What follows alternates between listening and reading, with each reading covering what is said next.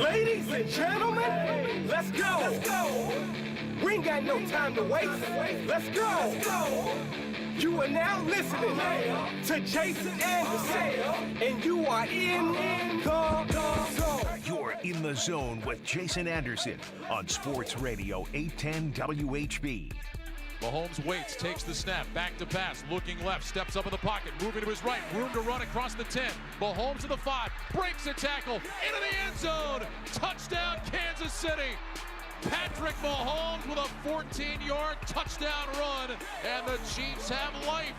Down by just 2 with 2:56 to go. So from the 1 now, another try for 2. Single receiver left, 2 receivers right. Mahomes in the gun, McKinnon to his right. Hartman in motion from the right. Here's the snap. Mahomes back to pass. Looking, moving left. Mahomes going to try to run again. He's in! 2-point conversion to tie the game. Patrick Mahomes racing out to the left, converts, and we're knotted up. You're in the zone on Sports Radio 810 WHB.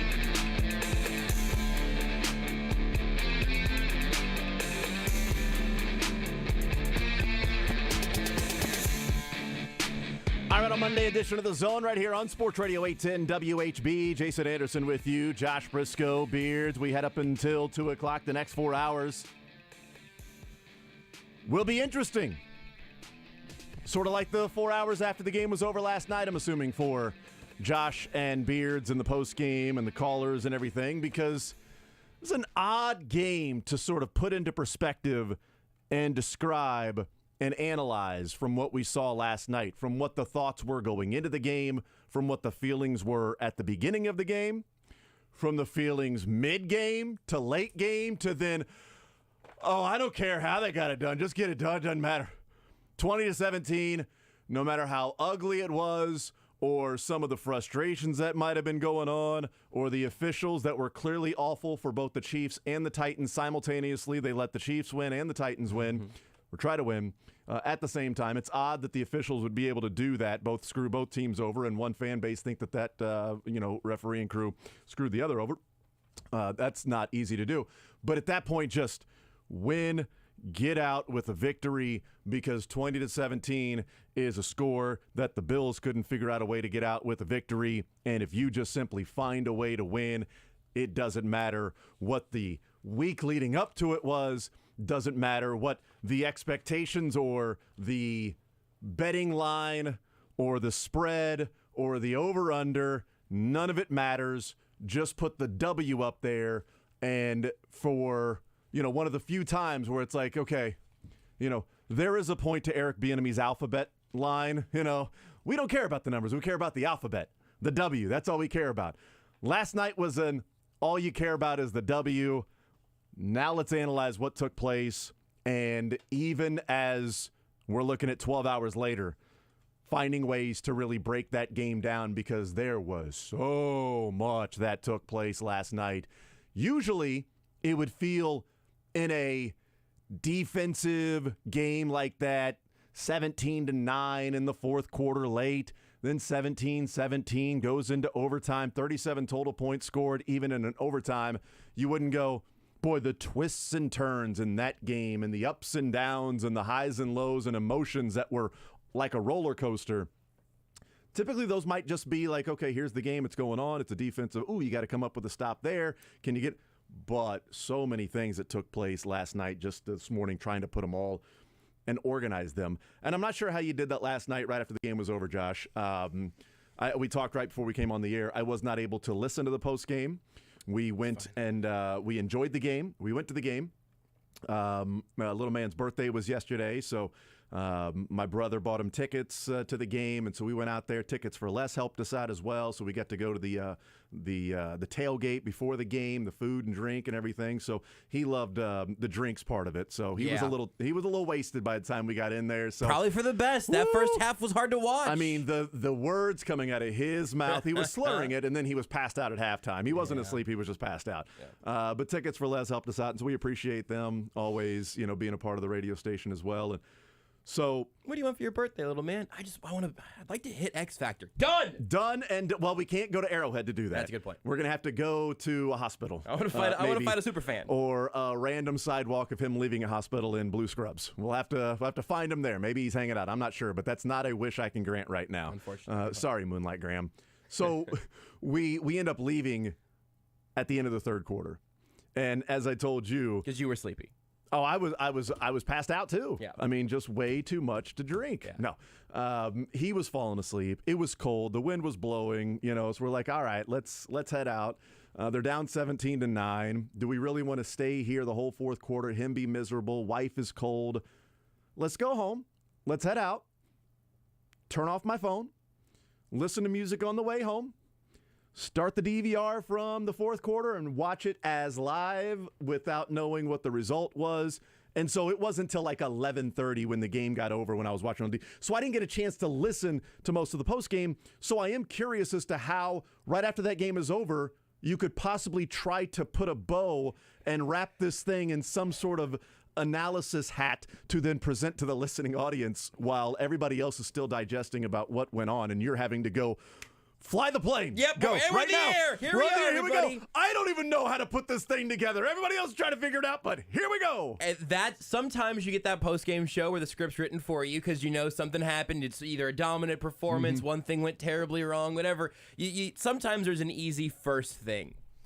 And as you have already assumed correctly, this was not one of those games. The place where we began is the place where everyone, I think, begins talking about the Chiefs in this game now, is that this team has Patrick Mahomes. And at the end, even when it was literally him doing it by himself, I mean, I guess, some of the blocks that he got down there, maybe not literally. There's 10 other guys on the field for the Chiefs. When the ball on the biggest plays of the game didn't leave Patrick Mahomes' hands. It's true. Literally.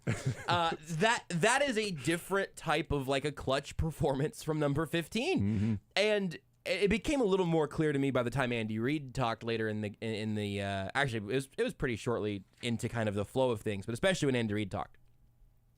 He even points out that, hey, sometimes you got to be able to win these games, right? And where I ended up relatively early on, if not right out of the chute, because that's how this show works sometimes, how the postgame show works sometimes. You got to keep in mind that sometimes you win games in the margins, and sometimes those margins are increased by having an alien at quarterback. Sometimes your window of opportunity is shoved open a little more because you have the main character of the NFL, and so you can't lose to the Titans in primetime. The main character is not supposed to lose to the Titans in primetime this year, and that's what the Chiefs had. The Titans had a good game plan and a lot of good players, and the Chiefs had the main character who did main character superhero things. That's where I would start as well. Right after the game was over, like thinking back over the entirety of the game, asking Mahomes to pass the ball 68 times and drop back even more than that because those runs were drop backs as well. I mean, the run at the end of the fourth quarter when he was short by a yard, right? He picked up the first down, replay, brings the ball back. He gets sacked. They punt the ball away. And it's like, well, maybe you're going to go to overtime now. Or was Malik Willis going to come out and do something here? You probably didn't. You probably heard the broadcast, right? Yeah. So yeah. I did enjoy this as a quick aside and a sidebar of Chris Collinsworth going, it's time to see what Malik Willis has to offer. And you want to see him here? You want to see him right here? Yes, let's do it. You? 3 incompletions. Well, I didn't mean that. Well, I didn't mean you can't do that. Well, pick and choose, Chris. I mean, either you want to see what he has, which is not much right now, or you protect him and run the ball and run the clock out and make the Chiefs use timeout so that they don't have any time. They still didn't have any time after the punt return and everything. But that was a quick aside. I want to see what he has right now. You got to let him go. I caught that too. I think Well, not like that. what Chris Collinsworth meant to say was, you want to see Malik Willis go on a touchdown drive here. That's right. If you're the Titans. You want to see? Hey, that's true, I guess. I want to see Malik Willis. Let's see what he's got. As long as he moves the ball and can put him into field goal range or get close and show a little something. At least something. And not have two passes that aren't really close. Yeah. And then end up punting the ball away. That's not what I wanted to see. But anyway, even when, some of those things were taking place and it's, he drops back so often and he's asked to do so much in the game because the running game was non-existent in that. Even with all that as the umbrella and the understanding, it's hard to put in and sort of create this, not even create, but just analyze what took place with Patrick Mahomes, because I thought there were a number of times in the game where he was just struggling, where he didn't play all that well at certain points in the game. Yet, when he had to play that well, when the back was against the wall, when it was do or die, it was sort of all or nothing. At that point, it kind of felt like that, all or nothing, even though the Titans hadn't done anything in the second half. What was there, 3 minutes left to go when he runs for, maybe a little bit more, when he runs for 3rd and 17. At that particular moment, you had to have it. And for all of the, what could have been some missed passes, maybe some misreading of the blocks, understandable lack of trust with the offensive line at times when maybe he could have had a little bit more time, maybe escaping the pocket a little bit too early, maybe not getting out of there early enough because of sacks. Like, that was a tough game to try to read when the defense is going to go through the offensive line like a wet paper bag, and when they're actually going to start getting beat, but then recover and hold the pocket. Like, that's difficult to do while you're looking down the field. And they ask Mahomes to do that almost every single play throughout the game. And so it's one of those to where even in a night where he didn't play his best, he was asked to do almost everything in controlling that offense, he still came through in the biggest of moments and found ways to get it done. And that's just what great players do, even when they don't have their best. And I doubt Mahomes would call that one of his best performances at all. But it's sort of like almost making the point of, if we want to get into the MVP conversation, even in a night when he didn't have it, he still found a way to make the plays when it mattered the most, and they find a way to win that game, because throwing the ball or dropping back 68 times, the story is ultimately about his legs. Yeah. It's just unbelievable. It is. And I've spent a lot of time, I don't know why this year especially, but maybe just these last couple of seasons even, trying to get more my head more around the finds a way to win kind of mantra, because I think you probably are similarly frustrated by it. It's not very concrete. Like, there's not a lot to that you can just say, okay, but what is a clutch gene, or what is finding a way to win? Everyone's trying to do that. Why are some people able to do it? I think last night is an excellent example of what having Patrick Mahomes at a B level does for your ability to just be in contention to make an 8-point drive to tie it, to force overtime to win it there. If the Chiefs just had a good quarterback, I don't know why I'm going to pick on Tua, but I just saw Dolphins logo on my screen. If they have Tua, who's having a really excellent season with a couple great wide receivers. He is. If Tua Tagovailoa is the Chiefs quarterback in this game, I think it's more or less over at halftime in the third quarter, certainly by the fourth. The Titans win this game 27-10 against a lot of other quarterbacks who don't capitalize on the mistakes that Mahomes is able to capitalize on, don't keep the game alive with his legs whenever that's not his main weapon. If it's Lamar Jackson, he picks up with his legs, but defenses are playing him completely differently, so it's just totally apples and oranges. If you have the guy, like I said with the window thing, you are able to just hold the house up from collapsing on top of you for a little bit longer. So it's not just that Mahomes wants it more or whatever, but he stays alive longer. That he keeps the team alive longer, therefore giving you a shot to pull off a near miracle in the fourth quarter. That, I don't know how you were feeling around when you're going through realizing that the Chiefs were in absolutely no hurry to go score 8 points. I was mortified. Yeah. Because if you go score that touchdown and don't get the 2-point conversion, which they needed 3 tries to get, all of a sudden the Titans have the ball up 2. That doesn't feel very good. It's a 7-minute drive, down 8 in the fourth quarter. And the Titans were not moving the ball in their own right, but I would have wanted to make sure that you could have given up a couple of first downs if necessary. But that's the thing. Mahomes keeps you alive longer, and then he gives you the classic Mahomes moment. And I think that's the recipe for a game that was ugly and didn't feel very good to watch, but then the Chiefs still win because they've got the quarterback. Yeah, 3rd and 17 and 3rd and 9 I confused with the time. 3rd and 17, there was 7:11 to go.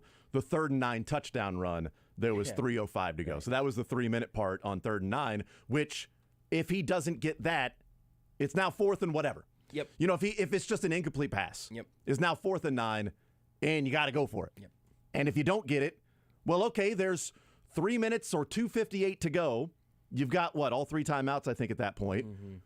And the Titans aren't moving the ball. They're at their own 10. So you'd get another opportunity. You would expect to get another opportunity there.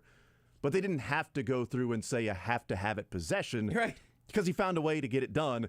And Jeffrey Simmons' comments this week, they actually did age pretty well. They did, It wasn't man. a Shaq Barrett like 3 days later, like, wow, that was dumb. You got to follow it up, and they did.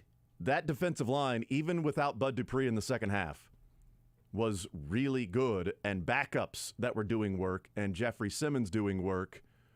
Maybe it's just because of the comments. Maybe it's because of the hit last year on Mahomes.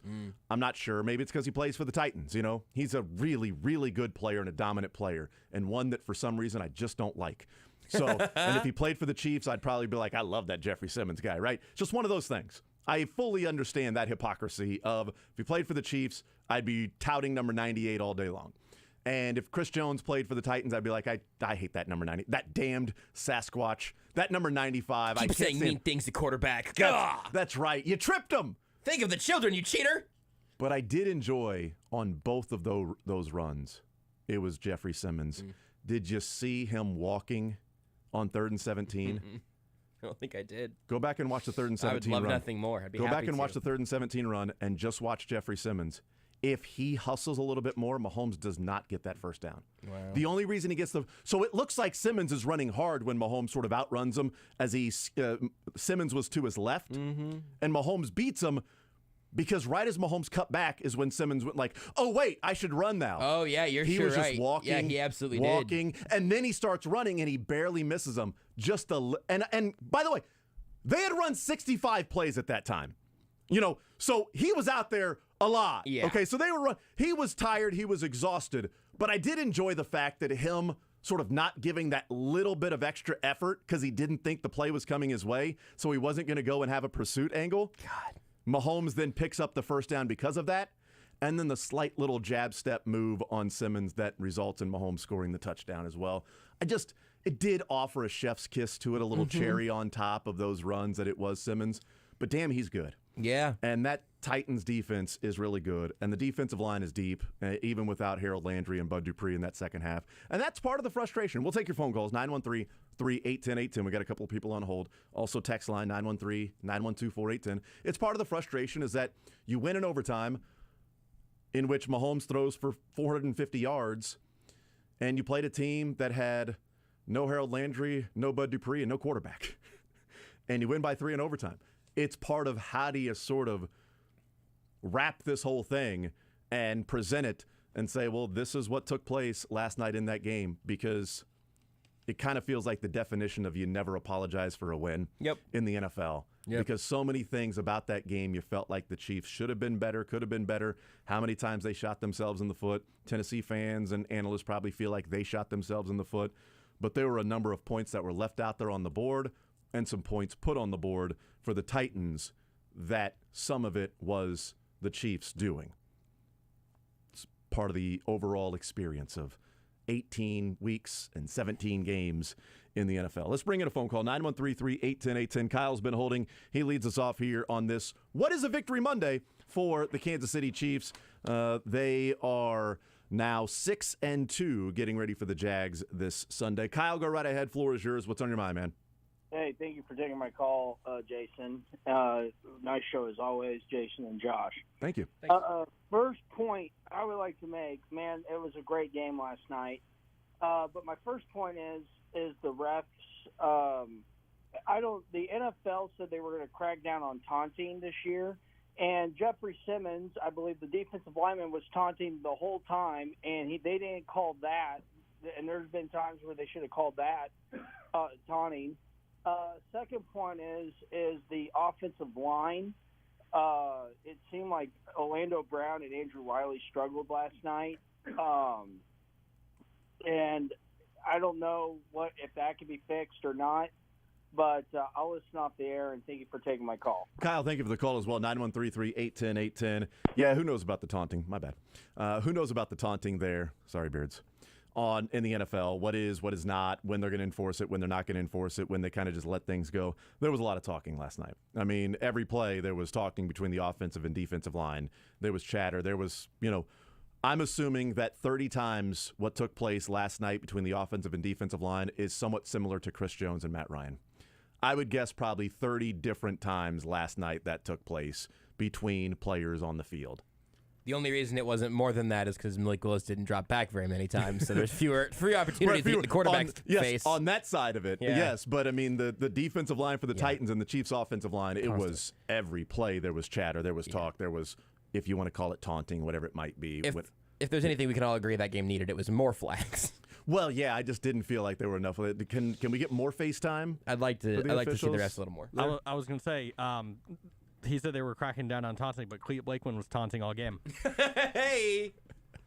No flags on him. Huh? That's right, yeah. No flags. Beard's had a venom for Clete Blakeman. Not because he was like, oh, he's bleep with the Chiefs. It's just, how much are we going to see Clete Blakeman tonight? See some more Clete, huh? I'm tired of knowing the names of all of the referees. There's more Clete than what's actually on the players' feet out there. We're all getting cleated. The feets and the cleats, come on. I'd rather be cleated than watch cleat. Cleats on feet, let's go. Yeah, there was a lot of talking that took place. And the offensive line, I thought all 5 of them struggled at times. Yep. I don't know that I would single anybody out. I know they did with Wiley a number of times. I thought it was a pretty weak holding call on what would have been a big moment. Crushing, too, yeah. When would have been 1st and 10 at the 39-yard line. At that point, up 9-7. Instead, it turns to 3rd and 20, and you punt, or 1st and 20, and you end up punting. Whatever it was, first down, second down, third down. They were converting a 3rd down there, and it would have been a fresh set of downs, and the game would have felt different. Yeah. One thing that our friend Matt Lane was tweeting about today that I thought was interesting is he was kind of saying, hey, you know what? I didn't see all of that terrible pressure against the O-line. Running game's interesting and a whole different element. That Titans front 4 rotating through is really good, but it felt like there was a lot of late pressure especially from the tackles, where it was later on in the rep where guys were cleaning up against Wiley and Brown. Not a couple of quick wins, but not a ton of them.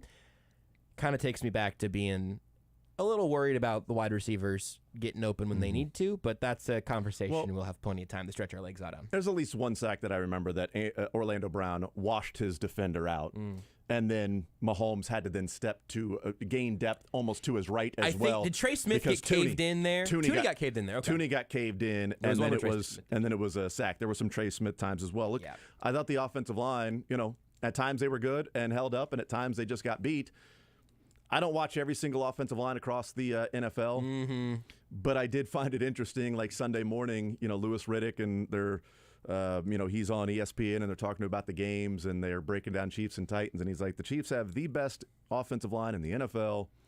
I'm just like, again, I don't watch 31 offensive lines to analyze it that way. Yeah. But I don't know that there's 31 worse offensive lines than the Chiefs, if that makes sense. Right. But I don't know. At times, maybe you could say, boy, they look like it. Because against the 49ers and the Bucs, they look like it. But at other times, it looks like they just get beat one-on-one and can't hold up.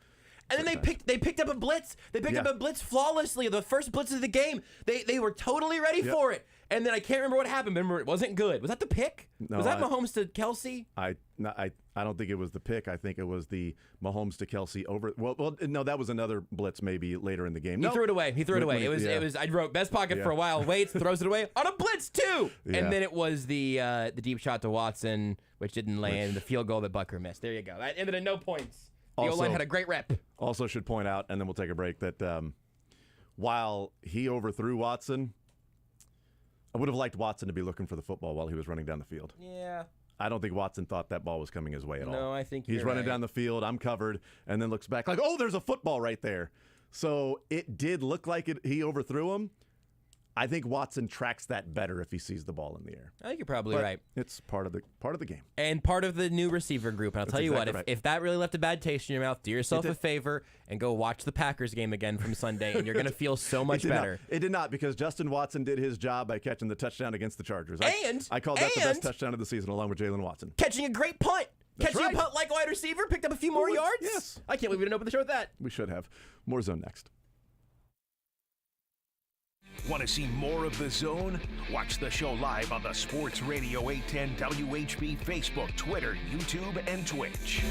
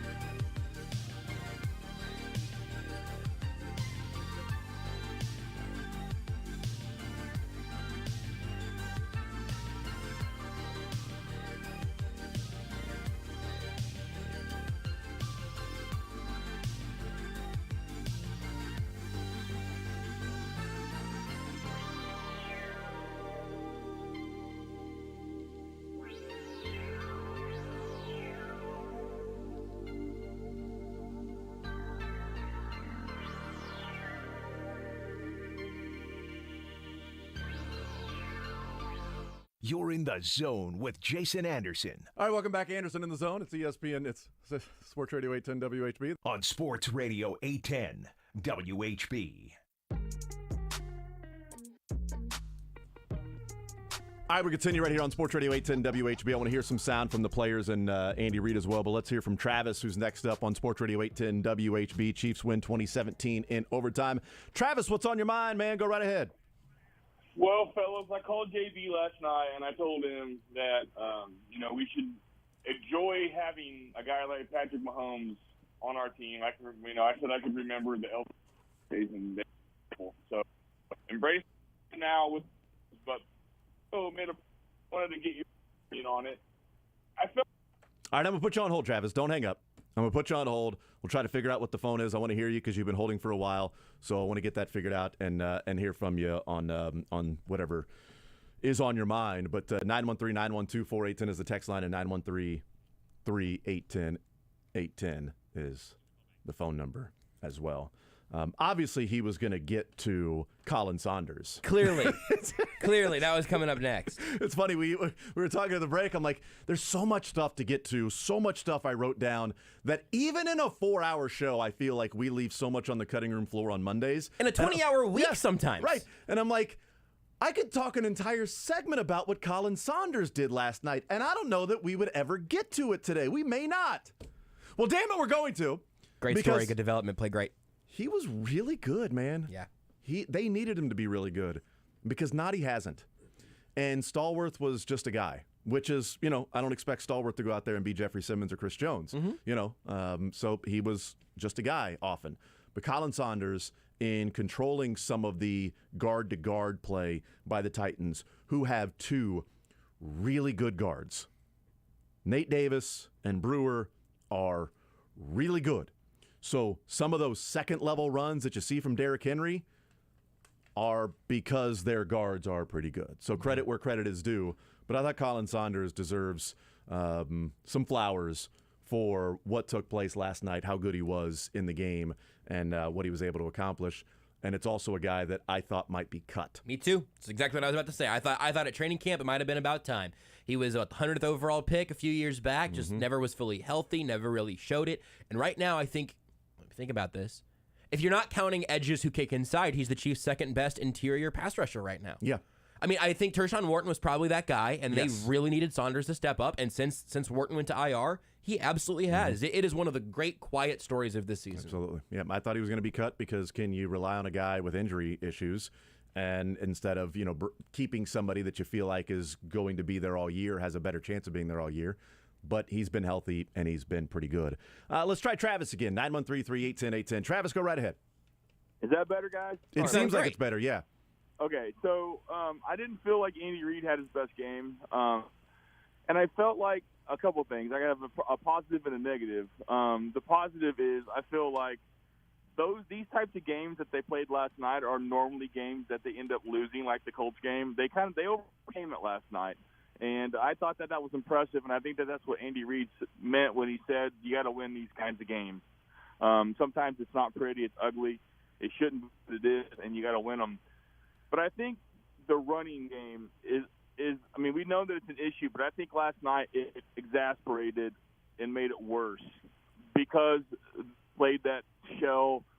They were getting pressure with Ford. The offensive line didn't play great. And the fact that they couldn't run the football, I think, created a majority of those issues, along with the Chiefs just shooting themselves in the foot over and over with stupid penalties and drop passes and things like that. But I think that they have got to figure out, if they want to win the Super Bowl, I know we have Pat. I love Pat. I think he's the best player in football. They have got to figure out a way to run the football and get some of the pressure off the line and get the linebackers off the line. And give them an opportunity, for Pat to do what he wants to do, and for them to run a balanced offense. Because right now everybody's just dropping back in coverage, and because they can't run the football, and I think it's a massive problem. That's all I got, guys. Travis, I appreciate the phone call, man. 913-381-810. Look, I have always and continue to be a let Pat play.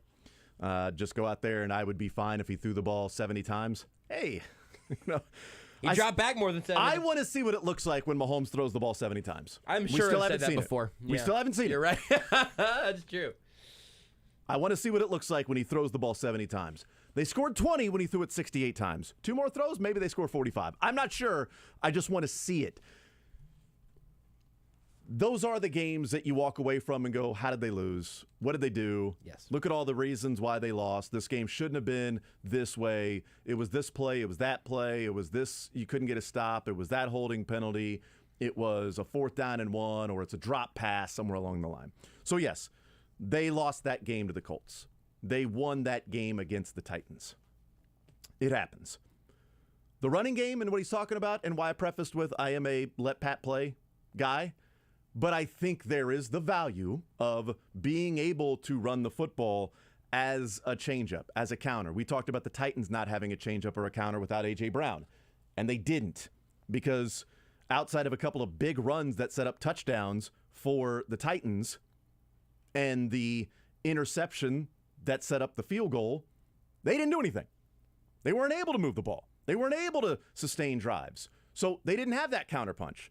It's just the Chiefs didn't either, and the Titans said, if you score, you're going to go it's going to take you a longer time with more plays. Again, that final touchdown drive was 7 minutes. Yeah. They're down 8 with 10 minutes to go in the fourth quarter. It took them 7 minutes to get there because the Titans are saying, we're not going to let you do that. And not being able to run the football affects that because Mahomes is dropping back. He's having to do everything. He's having to navigate the pocket while navigating what the defense is doing, while navigating where his wide receivers are, and if he can run the football, because there is almost zero threat of the run. And Andy Reid told you as much when he just didn't hand off. If he felt like, okay, they've stopped it a couple of times, but we're going to be fine doing this, I think he would keep handing off. 100%. He has. Right, yeah. Yeah. The biggest head scratcher was when they got down, 1st and 10 near the goal line when he handed it off to Derrick McKinnon. I'm like, well, what are you doing? Because you had said all game that you're not able to run the football, even the Michael Burton that always works. The Michael Burton when that got 100%. stuffed, I got nervous because that's never not worked. And then they went to Clyde Edwards-Helaire on a short situation. Fullback dive, Clyde Edwards-Helaire, by the way. Offset eye. McKinnon was the deep man. Boy, the amount of vitriol that would have been there if Clyde Edwards-Helaire was stopped short of, you go with him. So I didn't play the results on that one. I did tweet after the play. I hated that. I hate it. I never want to see it again. I'm glad that it worked. I never want to see it again. I hate it. Yeah. No, I think it's an issue when you run 91 plays and you hand off 12 times. I just tallied up 13. I don't know. It was the Michael Burton I left out. So the 13 handoffs. So the non-Patrick Mahomes rushing numbers for the game for the Chiefs. Yeah. 13 carries for 14 yards. Could have been worse, or could have been 13 yards. It could have been worse. It could have been a lot better. And, Yeah. and I do think you've got to give the Titans the acknowledgement of being a pretty good football team, unlike the Colts, who just fired Frank Reich, by the way. That happened during the commercial break. Thank you, Beards. What's that? Breaking news? The Colts have fired head coach Frank Reich. How about that? They felt like it was the right time to move on. He's answering the phone. Oh, I thought he was going to give it to you again. I couldn't see him. I don't have the eyes in the back of my head anymore. So you got to give the Titans a little bit of credit on that, but I mean, truly a putrid performance from the Chiefs on the ground. A little bit concerned about that. But to the point about every step of the play, I coined a phrase last night: more plays, more problems. And I actually think that's true. I actually think that's more than just a genius phrase. It's funny though because it's so similar to what we were talking about late last year, and the hey, move Tyreek Hill, add more other weapons in the intermediate, supposed to make it work a little bit better. And frankly, maybe it did. If this team has no Juju, but they do have Tyreek Hill, I mean, that 1-to-1, you'd like to see, hey, if they don't have Juju and MVS was a even smaller part of the game than the running game was. But it is a really interesting point and maybe a slightly concerning data point as you look around and say, oh, okay, if defenses are going to play the Chiefs this way, they've got to be able to punish them 6 yards at a time to Juju, or ideally, an occasional running play that's productive. To your point, Chiefs run 91 plays. They face third down 19 times in the game, score 20 points. They score, 44 against the 49ers? Yeah. With 58 plays and 9 third down attempts.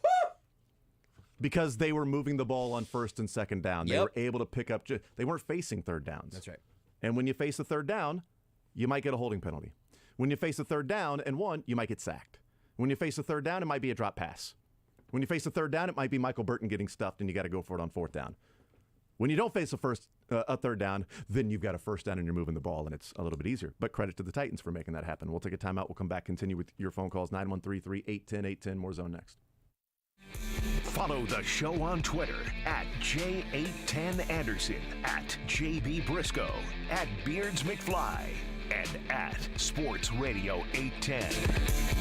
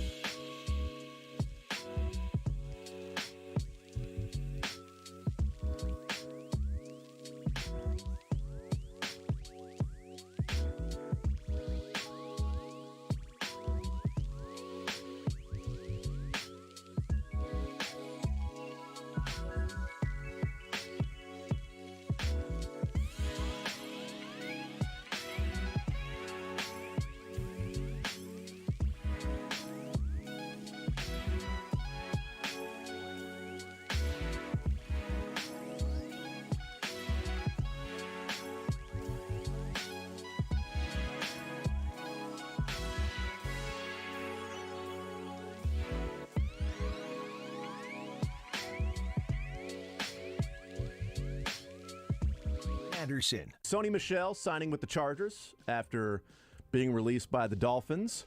Vizio Michel is heading to the Raiders. Good. You deserve that. Weekdays from 10 to 2 on Sports Radio 810 WHB.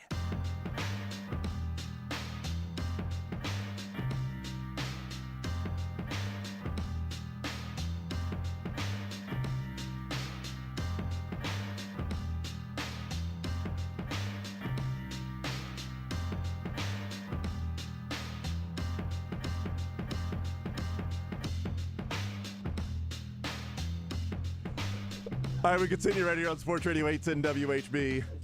Lebo and Josh, they're slap happy. Those guys went to sleep at like 3 o'clock in the morning last night. Lebo working the locker room, working the game. Josh working the post game, working the phones, working the listeners, working Beards over, getting home. Whoa! What? I didn't mean, no, like, making him stay.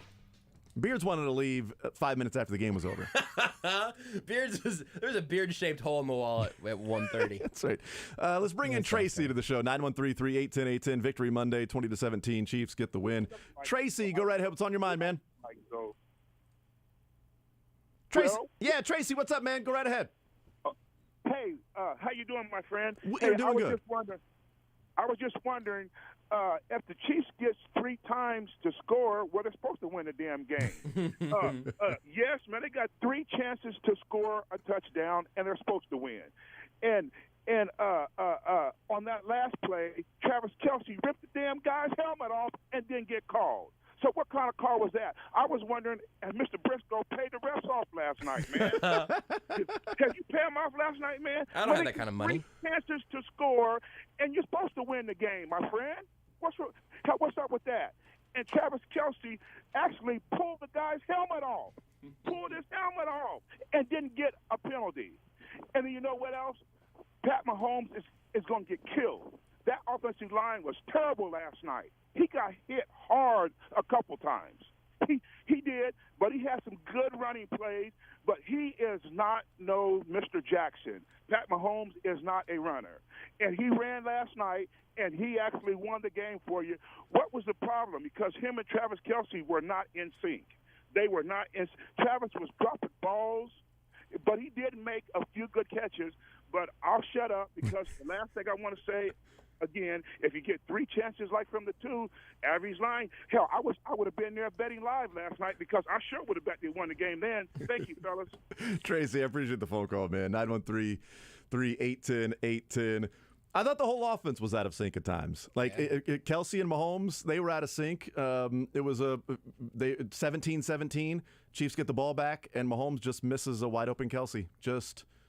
Kelce burns the guy. The guy forgets he's got Kelce, turns around and just runs. And Kelce might have scored a touchdown at that time, and I might have hit the single-game parlay. That doesn't matter. What I'm saying is they were out of sync from time to time. And then Kelce made that huge play on 2nd and 11 in overtime to go and snatch the ball back, and catch it. As far as the 2-point conversion for the 3 different times, yes, Kelce's hands got up in the face mask and should have been offsetting penalties. I mean, maybe, but the guy was bear hugging him. Yeah. Like, I'm not sure what Kelce's supposed to do. In fact, let's hear from Mike Vrabel, because I thought this was a really interesting quote from Vrabel after the game in relation to that specific play. Here's Vrabel, a little Q&A with one of the Titans reporters on the second 2-point attempt. The easy answer from not having seen it is not hold him, but he wasn't alone, right? Which one are you talking about? I'm talking about on the second 2-point conversion attempt where Kelce ran into him and tore his helmet off. Oh, right, yeah. They've let Travis play like that. You know what I mean? So, I don't know, flop and hope you get a call, I guess. You're asking the wrong guy. Again, Twitter handles at NFL officiating. They can answer any questions. I'm not going to be able to answer them. I like Mike Vrabel. He lost a game in which he probably felt like his team was there to win and maybe didn't think that, in a candid moment, maybe didn't have much of a chance to win with Malik Willis and Chiefs on Sunday Night Football. But, boy, that is as sour grapes as it gets. It came off so soft. They let Travis Kelce flop around and get the call, and they've let him do that. I don't know. I'm not the one that you should be asking. I kind of feel like you are, because you just answered it. Yep. You just answered it. They let him play like that and flop around. I meant to keep the question from the reporter in there, so that's my fault. The first one that led into him saying, well, the first thing would be don't hold him, because the reporter said, I'm not sure what else he was supposed to do on that play. The defensive player, when he had his helmet, fall, I'm not sure what else he's supposed to do. Not bear hug him would be the first thing. Kelce runs straight. The guy bear hugs him and holds him. Yeah, that's a penalty. Sorry. If you argue it should be offsetting and they get another play, it would have still been the third 2-point attempt, which is what they got, the 2-point attempt. Now you're saying it from the 3 or the 1.5 is the difference. I think Mahomes still scores if it's at the 3 or the 1.5. Maybe he doesn't. Maybe that's the difference in the game. They lose the game if they call offsetting penalties because Kelce's hands got up into the face mask, but also his hands got up in the face mask because he was trying to get away from the guy who was bear hugging him. It's offsetting it at best or at worst, whatever way you want to describe it. The other thing the defense is supposed to do there is get beat by Travis Kelce because he got you. The leverage play, he won. He wins in those spots all the time. So you bear hug him and he gets his hands up. Look, that whole sequence was wild. I had flashbacks to that Chargers game from years back of all the 2-point conversion. That might have been and goal situations. I can't remember. It was a nightmare. Untimed downs, I think. In this one, if that was offsetting, it'd be fine. But I absolutely rolled my eyes so far I could see the inside of my skull post-game last night when Mike Vrabel said, that's just what Kelce does. Just flop and hope they get a call. Like he hasn't watched Bill Belichick do the things he does to Travis Kelce and hasn't tried to replicate them himself. Because that's the way to do it. Beat him and hope you get, just hammer him with your helmet. Rip off your helmet like Aaron Donald and just smack Travis Kelce with it until they call it. That's the play. Mike Vrabel's soft. I've often said this. Is that a common held belief by opposing coaches that Travis Kelce just flops around hoping he gets a call? Man, he gets a lot of catches and yards for just flopping out there. Fall is a great...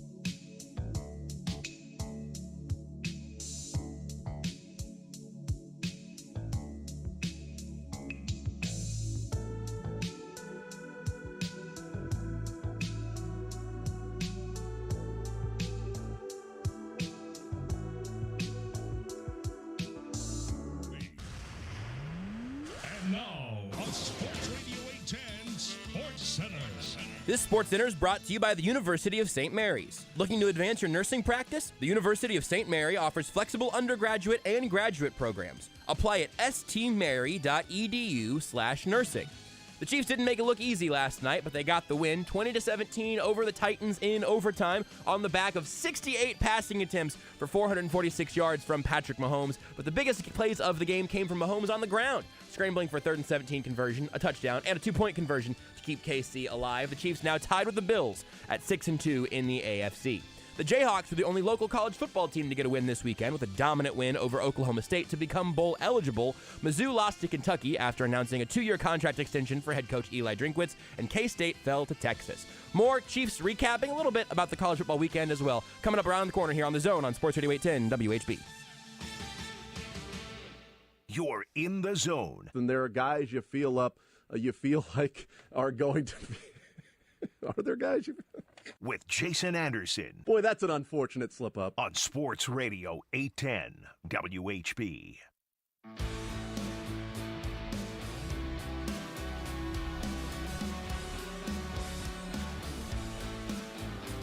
913-381-810, taking your phone calls as the Chiefs get the victory. Jason Bethel on Twitter. I think it was Jason Bethel. Nope, Lucas, sorry. Lucas on Twitter. Lucas B. Sends us Jason Bethel's tweet in showing Kelce being bear hugged and held. And that play feels like sports in a nutshell. Yeah. That change the jersey changes the view of who you think the penalty is actually on. This is a Rorschach test. Absolutely. Absolutely. Is that a blue dress? Is it Laurel? What do you hear? What do you see here? And I really tore apart the internet for a little while a couple years ago. Right. Yanni. What was that even Yanni a word? or Laurel? What is it? Yanni or Laurel? That yes, Travis Kelce coming off the line is being held.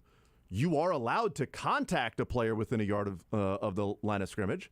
You aren't allowed to hold them and bear hug them. You also aren't allowed to go to the player's helmet. So at worst or best, again, it would be offsetting penalties. But the view of Chiefs fans in that was a clear hold, that was the right call, and Titans fans saying he's holding him because Kelce's already ripping his helmet off. It's like, I can't do it. I can't do it. The call was made. He called the first one. The second one was a result of the first one. And that's what happened. Offsetting penalties, it would not have been the end of the game because it shouldn't have been just called on Kelce. If you want to argue about the way that play was officiated, you could say it should have been offsetting. I'm watching At it again best. right now. Here's the thing. Here's Travis Kelce's crime. Dude is so much bigger than you think he is. Yeah. You listening right now, you think, oh, you think Travis Kelce's pretty bigger. Yes. He's bigger than you think. Being an NFL tight end, he moves and finds open space like a wide receiver. He's just bigger than this defender. And then, so yeah, his hands are up high. If you wanted to go hands to the face and holding, it would have been fine with me. But ultimately, it's a defender holding on for dear life and an offensive player trying to create some separation very close to the line of scrimmage. I can't imagine watching that whole game and then this being the thing that you focus on. It just wouldn't be that for me. 913-381-810. Let's bring in Rev to the conversation on Sports Radio 810 WHB. It is a victory Monday for the Chiefs, 2017 in overtime. Rev, go right ahead. What's on your mind, sir? Hey, man, thank you guys, man. I really appreciate you. That was a good W for me. I just want to say that last night I got two things real quick. The referees, I thought that the referees was allowing the Titans to bully and wasn't calling nothing the whole game to me. And a lot of times I just think that a lot of these referees, for some reason, they don't call a game in the Chiefs' favor. That's one. And then the other thing is the running. Just got a question. What do you think? Why don't you think that they start McKinnon and what about the other running back we got on reserve to try to, bring something different? What do you think about it? Do you think they just want to try to be loyal to the two running backs that we got? And I'll listen off there. Rev, I appreciate the phone call, man. 913-381-810. Let's start in reverse with the running backs first, then we'll get to the officials. Why not Jet? Why not Ronald Jones?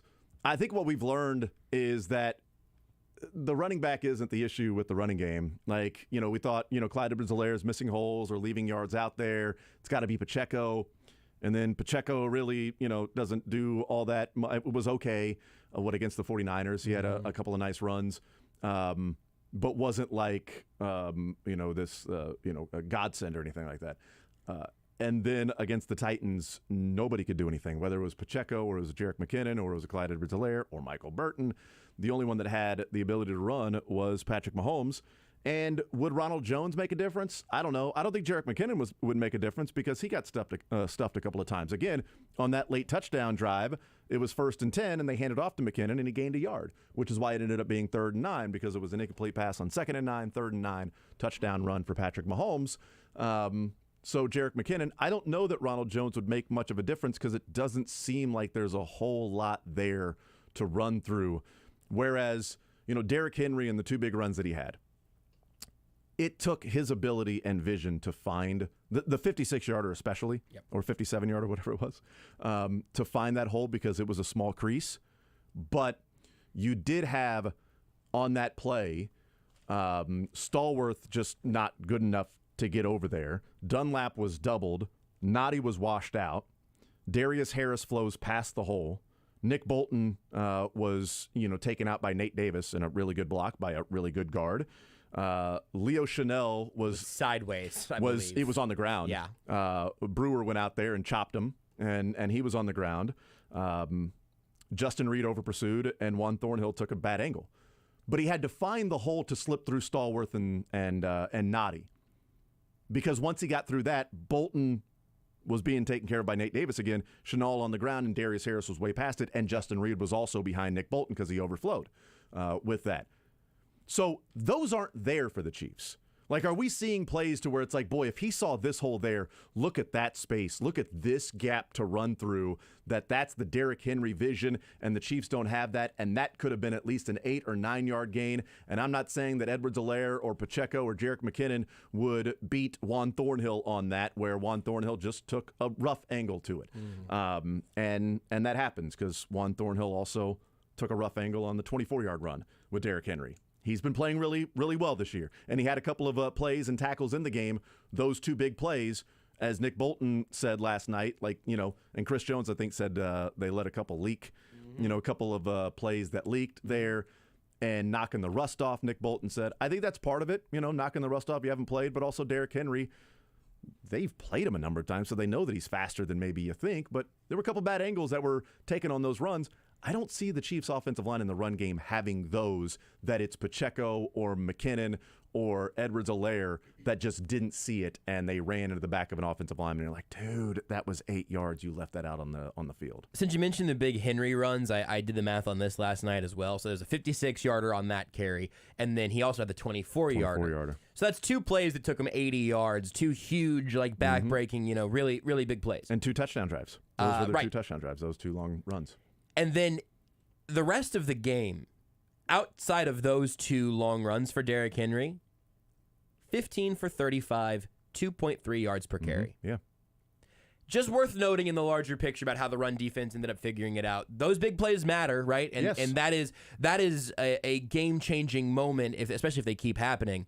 But I think a lot of the narrative around the Titans and around Derrick Henry is, well, he'll just, it was 6.8 yards per carry on the average on the night. You hand the ball to him, you get 7 yards a clip every time. Well, yeah, then you'd never get stopped in your life if you can pick up 6 yards, 7 yards per carry. But he had 2 huge plays and then not enough yards to move the sticks if he handed off 3 times and punt at the 2.3 yard per carry clip outside of those big plays. So you want to stop the big plays. I'm sure Spags will say something along those lines on Thursday. But outside of that, they handled Henry well. Henry and Singletary had much different feeling games. Derrick Henry averaged, 6.8 yards per carry? Yep. And Devin Singletary for the Bills averaged 5 yards per carry. Crazy. But it felt like Singletary gained 5 or 6 yards every time he touched the ball. Right. Whereas Derrick Henry, it felt like he was stuffed to the line of scrimmage a lot, or 2 or 3 yards. And then the 24-yard run, that was a huge hole and well blocked, and they get paid too. Yep. And then the 56-yarder, again, that was well blocked. And when you got that zone and you find the gap right there, it was really well blocked, and he found the hole and then, beats Juan Thornhill on the angle. And then, L'Jarius Sneed being really fast and Trent McDuffie, chasing him down as well, that they caught him, which is one of the things Andy Reid said was, he's going to get some of those, but you got to catch him, and they haven't done a good job of catching him in the past. In fact, 2019, his big touchdown run was a Juan Thornhill come up and took a bad angle and missed the tackle, and he outran everybody. 913-381-0810. Let's go to Don next up on Sports Radio 810 WHB. Don, welcome into the show, man. How are you?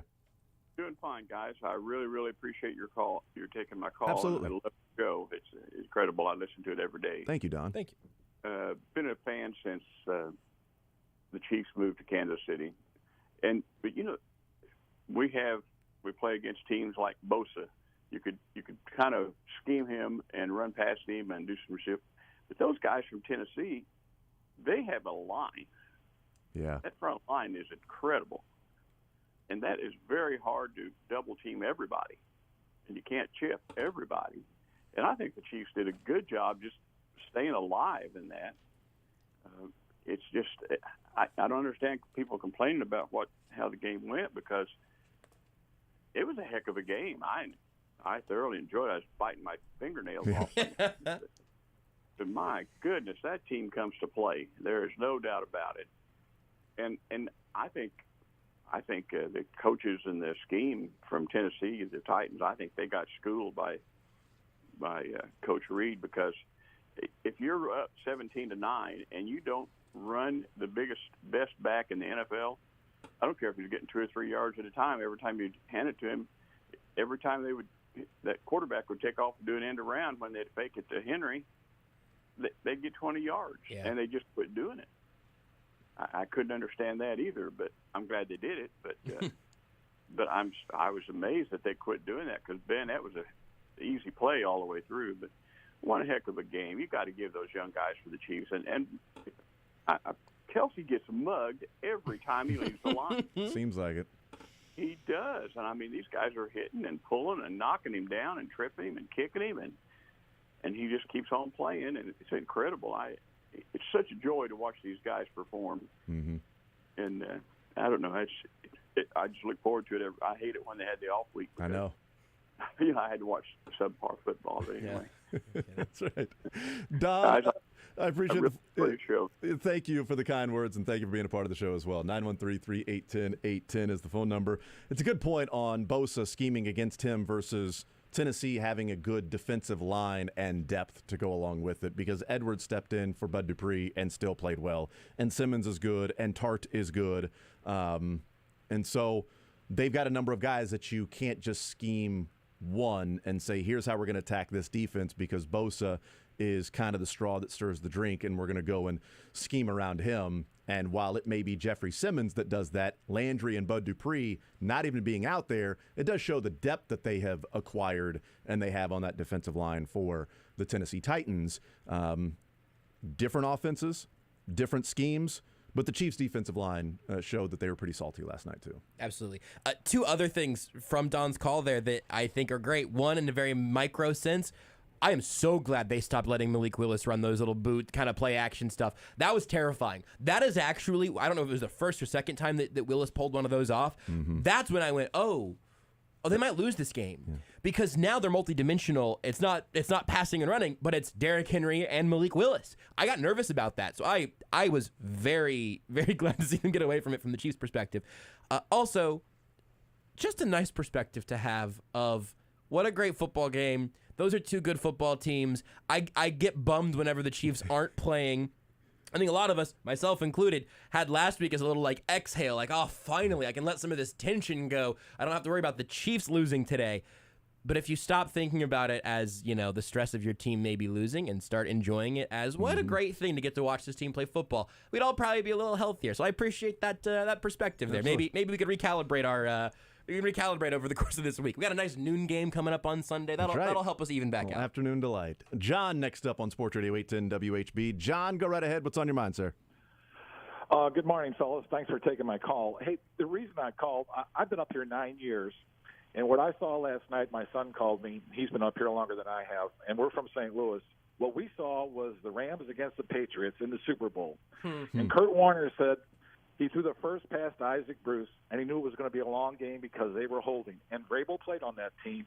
And what we saw last night was a good pass rush and holding on every receiver out there. Now, I'm being exaggerating, but you saw the same game I did. There was holding on. And what Vrabel was saying is, I dare the referees to call holding every time. Yeah, I feel like when Mizzou had Mike Anderson, it was almost like you're not going to call every single time we slap down on this guy's arm. You're just not, because you're not going to make this a 40-minute basketball game that's going to take 2.5 hours and 45 foul calls. So we dare you to call all the fouls, and they don't. And this morning, the Border Patrol, John, made the comparison, or somebody made the comparison to Steven and said, that game feels like a West Virginia, Kansas, where a Bob Huggins team is just like, I dare you to call all the fouls, and you've got to, you get into a grinded out game. It makes you play that sort of style. It takes you out of your style. How do you find a way to win? And Kansas, finds a way to win against West Virginia. And the Chiefs had to do that last night against Tennessee. Those are two pretty good comparisons I like from the basketball standpoint of, I dare you to call all of these fouls. The other thing is, every time they showed Vrabel on the sideline, he looked like somebody was stabbing him in the back when there was a flag thrown. And he was working the referees. Oh, yeah. And, I mean, that's right out of Belichick's book. And obviously I was disgusted when the Rams lost the Super Bowl. I think the Rams would still be in St. Louis if they would have won that Super Bowl. That's another call. Yeah. John, I feel bad for that. John, I appreciate the phone call, man. It's a good point. It's one of the things that I wanted to get to because I really enjoyed that comparison this morning of West Virginia, Kansas, because I was thinking last night, I'm like, from a different fan base, that it reminds me of the Mike Anderson 40 Minutes of Hell, and being on that side of saying, oh, I love it. They're not going to call every foul. I mean, yes, there are fouls, and there are fouls they do not call. But that's kind of the strategy of, we're going to get more possessions. We're going to bring you down to our style of game. We're going to speed you up. You're going to feel like there are 6 players on the floor, and even if your arm gets hit a little bit, you may not get the call. You're going to be frustrated and upset. You're going to have to play through it. All of that stuff. It's part of it, and it's part of the strategy. And they are a tough, physical team, and you got to find a way to work through it and be able to go and win that game, and the Chiefs were able to do that. And maybe that's just why it's always one of those matchups with Tennessee and the Chiefs. That it's just Tennessee is going to bring you down into their mud fight, and you got to find a way to get through it. And if you do, if you can take a lead, if you can play some better football, then you get them to play your style of game, which the Bills did, and the Titans have no chance. The Titans are a full-court press football team. That is absolutely the right analogy. They're a full-court press football team that plays slow. Yes. Yes. It's odd. Yeah. But did you see the score that mattered last night? 41-26. Minutes and time of possession. Chiefs controlled time of possession. That's why they won. They ran the ball. Oh, nope, never mind. How'd that happen? It's weird. Really weird. 913-381-0810. Let's hear from Todd next up on Sports Radio 810. Todd, go right ahead. What's on your mind, sir? Hey, thanks, guys. No, I had a couple thoughts. First of all, the game felt like the offensive line was just holding on for dear life. Just to not get beat, not to let them get to Mahomes. Felt like they really didn't have time to make holes. They were just trying to keep guys from killing people. And my other thought, am I the only person in the city that cringes when the camera pans over and you see Eric Bieniemy's mouth moving?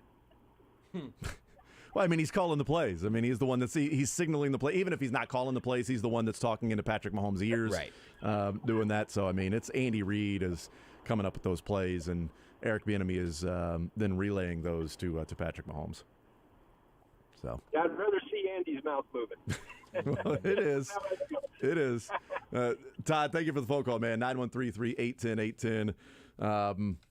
I think Eric Bieniemy's mouth was moving during the 49ers game and during the Bucs game, and same thing during the Colts and the Titans and Chargers and Bills and so on and so on. And his mouth was moving during the 49ers game in the Super Bowl. And those play sheets get put together over the course of the week as a team effort that Like, look, hey, last week Andy Heck got credit for the running game against the Niners. I thought, hey, this week can we talk to Andy Heck about what went wrong? Because I am legitimately. We never get to talk like schematic choices with Andy Heck. That came out from like I can't even remember who the quote came from. It was like a locker room quote that sort of launched all that, and then Heck was at the podium this week. But it's a team effort, and like you said, Bieniemy is the voice in Mahomes' helmet all the time. The question is Andy Reid in Eric Bieniemy's headset all the time or not? Both of those men will die before they ever reveal exactly how that process ever went. I mean, that is something they will all that whole sideline's going to take to the grave. And he is right. It did feel like the offensive line was not literally holding, but figuratively holding on for dear life. And just how do I just keep this guy in front of me instead of destroying my quarterback or the running back? 913-3810810. Amos next up on Sports Radio 810 WHB. Amos, go right ahead. What's on your mind? Hey, what's up, guys? What is up? Hey, I lost my train of thought for a second, but I'll get it back here. Hey, I thought it was a great win. I think the Titans are like kind of like a pain in our butt. They're a thorn, and every time we play them, dude, we always clinch up, and they're like a big brother. They always just like want to just pound us to the ground. So I thought it was a good win. I thought it was good for the young bucks.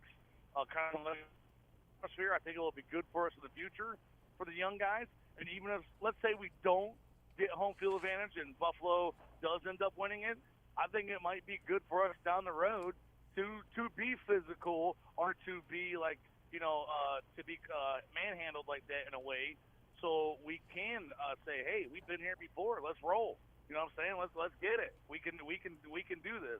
And then on another side note, did you know that Russell Wilson is doing eBay commercials for eBay Motors? Let's ride. Amos, thank you for the phone call, man. 913-3810810 is the phone number to join the show. The Chiefs may get home field advantage. They may not. They're tied with the Bills now.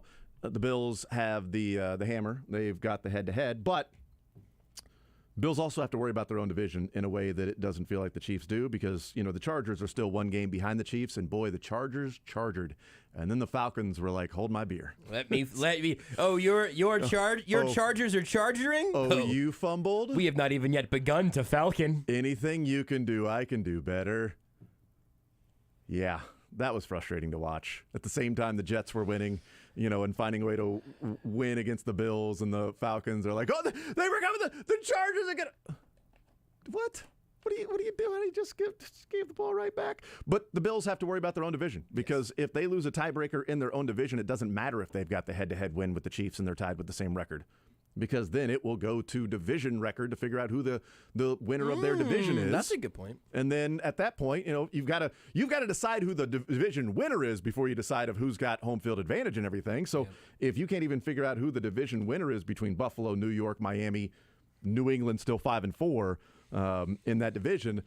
Once they figure that, maybe Miami wins the division by tiebreaker, and then the Chiefs and the Dolphins, go head-to-head in terms of what the tiebreaker might be for that. Who knows from that standpoint? But there's a lot of season left to be played, and the Chiefs could drop one along the way, and it may not matter. The Bills could drop one along the way, and it may not matter. The Bills get 3 consecutive AFC East games in December, New England, New York, and Miami, in those 3 in a row. Miami and New York go to Buffalo. I guess for Miami, that's a bigger road trip, I suppose. Yeah. But it is just going to be very, very funny on December 12th. A bunch of Chiefs fans rallying around Zach Wilson, presumably, and then on December 18th, asking for maybe a couple more peace signs from Tyreek Hill.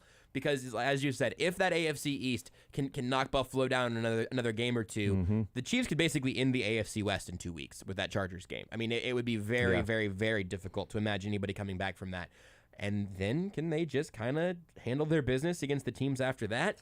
All of a sudden, you're talking about another AFC championship game in Arrowhead. It's crazy. Somehow the AFC and NFC East turned into what people thought the AFC and NFC West was going to be. Storyteller next up on Sports Radio 810 WHB. Go right ahead, sir. What's on your mind? Well, always a pleasure. Absolutely. Thank you for being a part of the show. I have 3 things. One is that the game reminded me of the Nebraska-Miami national championship game a few years ago, where Miami spent so much time and energy jacking their jaw as they wore themselves out. They weren't expecting 90 plays running. The second thing is I think this was payback for Colin Sanders. If you remember last year, he and Derrick Henry collided so hard that Saunders was out for the rest of the year, and Henry was only lasted 2 more games before he went on the IR. And you see how exhausted Saunders or Henry was in the fourth quarter. And the third thing is congratulations to Kelsey. He got his 32nd 100-yard game, tying Gronk, flopping around, and we love it. Oh, what a good one to end the segment on. Storyteller, thank you, sir. His 32nd 100-yard game, just out there flopping around, doing what he's got to do. We'll take a timeout. We'll come back. We continue rolling. We'll hear from the players, Mahomes, in what happened in the game, Andy Reid, Chris Jones. I still want to hear from them, Kelsey, Nick Bolton, Justin Reid, all of that as we continue rolling along on a victory Monday with the Chiefs beat the Titans 20-17 in overtime. Take the show with you by listening live on 810WHB.com, in the 810 mobile app, or by subscribing to The Zone wherever you get your podcasts.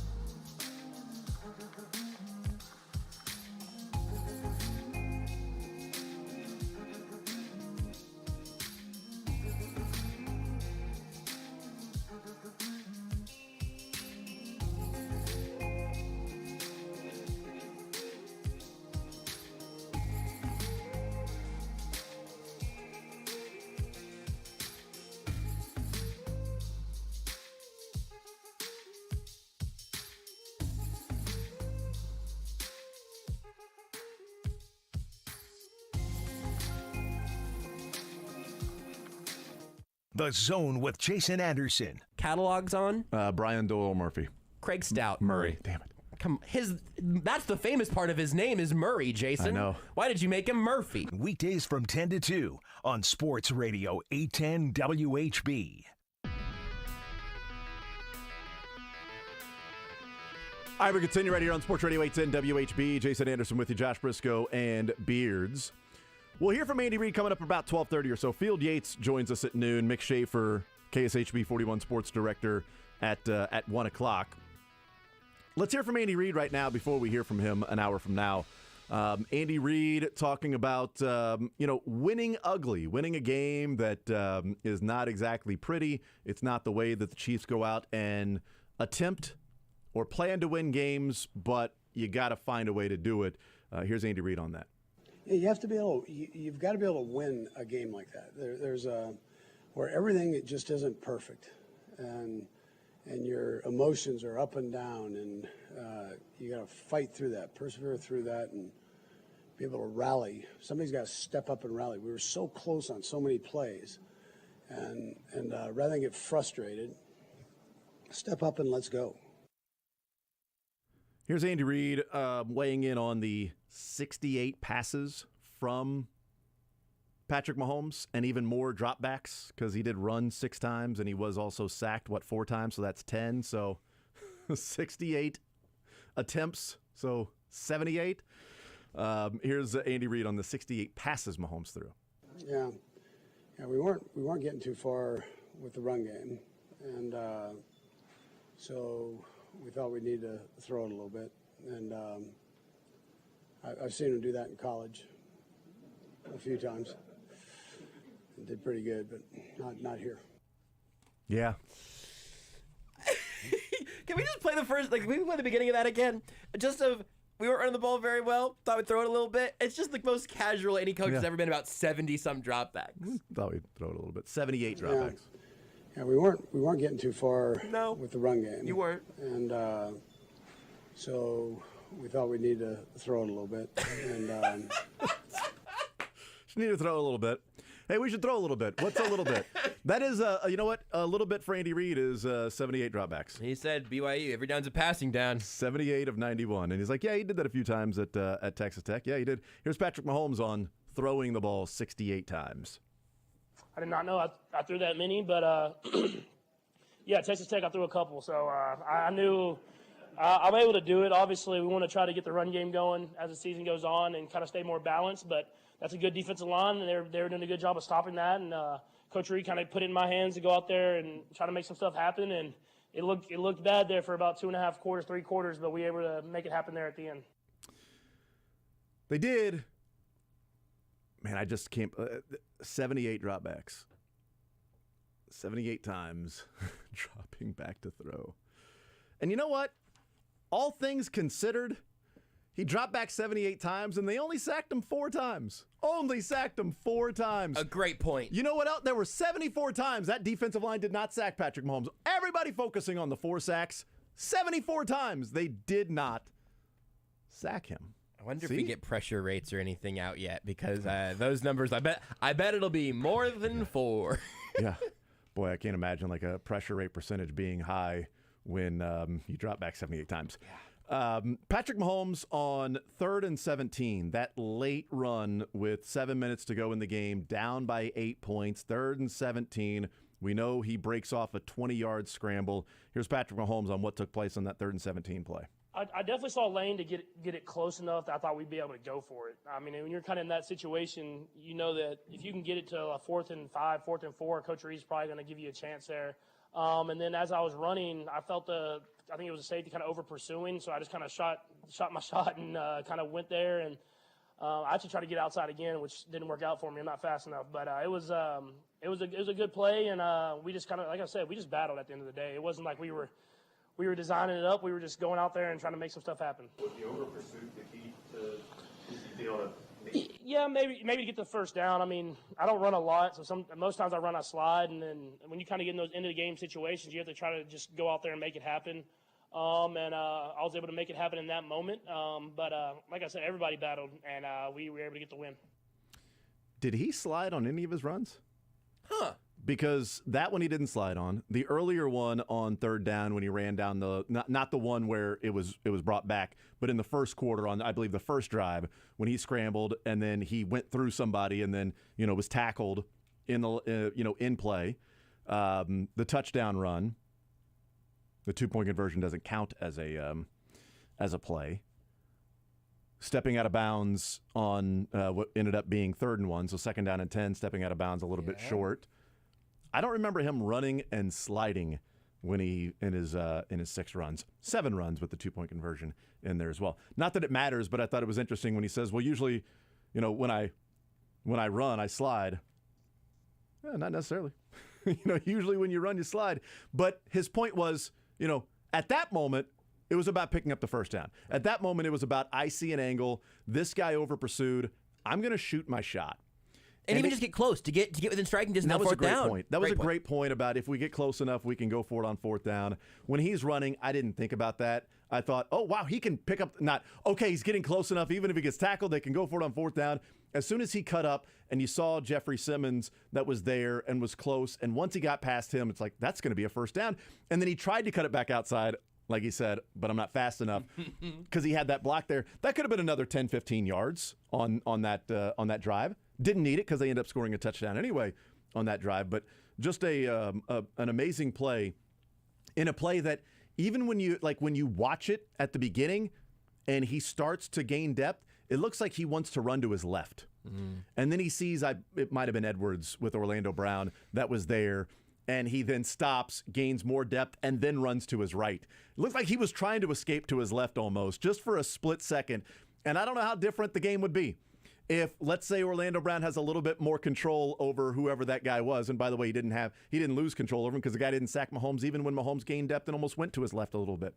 But if Orlando Brown just sort of dominates that guy and Mahomes starts to escape to his left, I don't know what happens on that play. Who knows? But he sees him.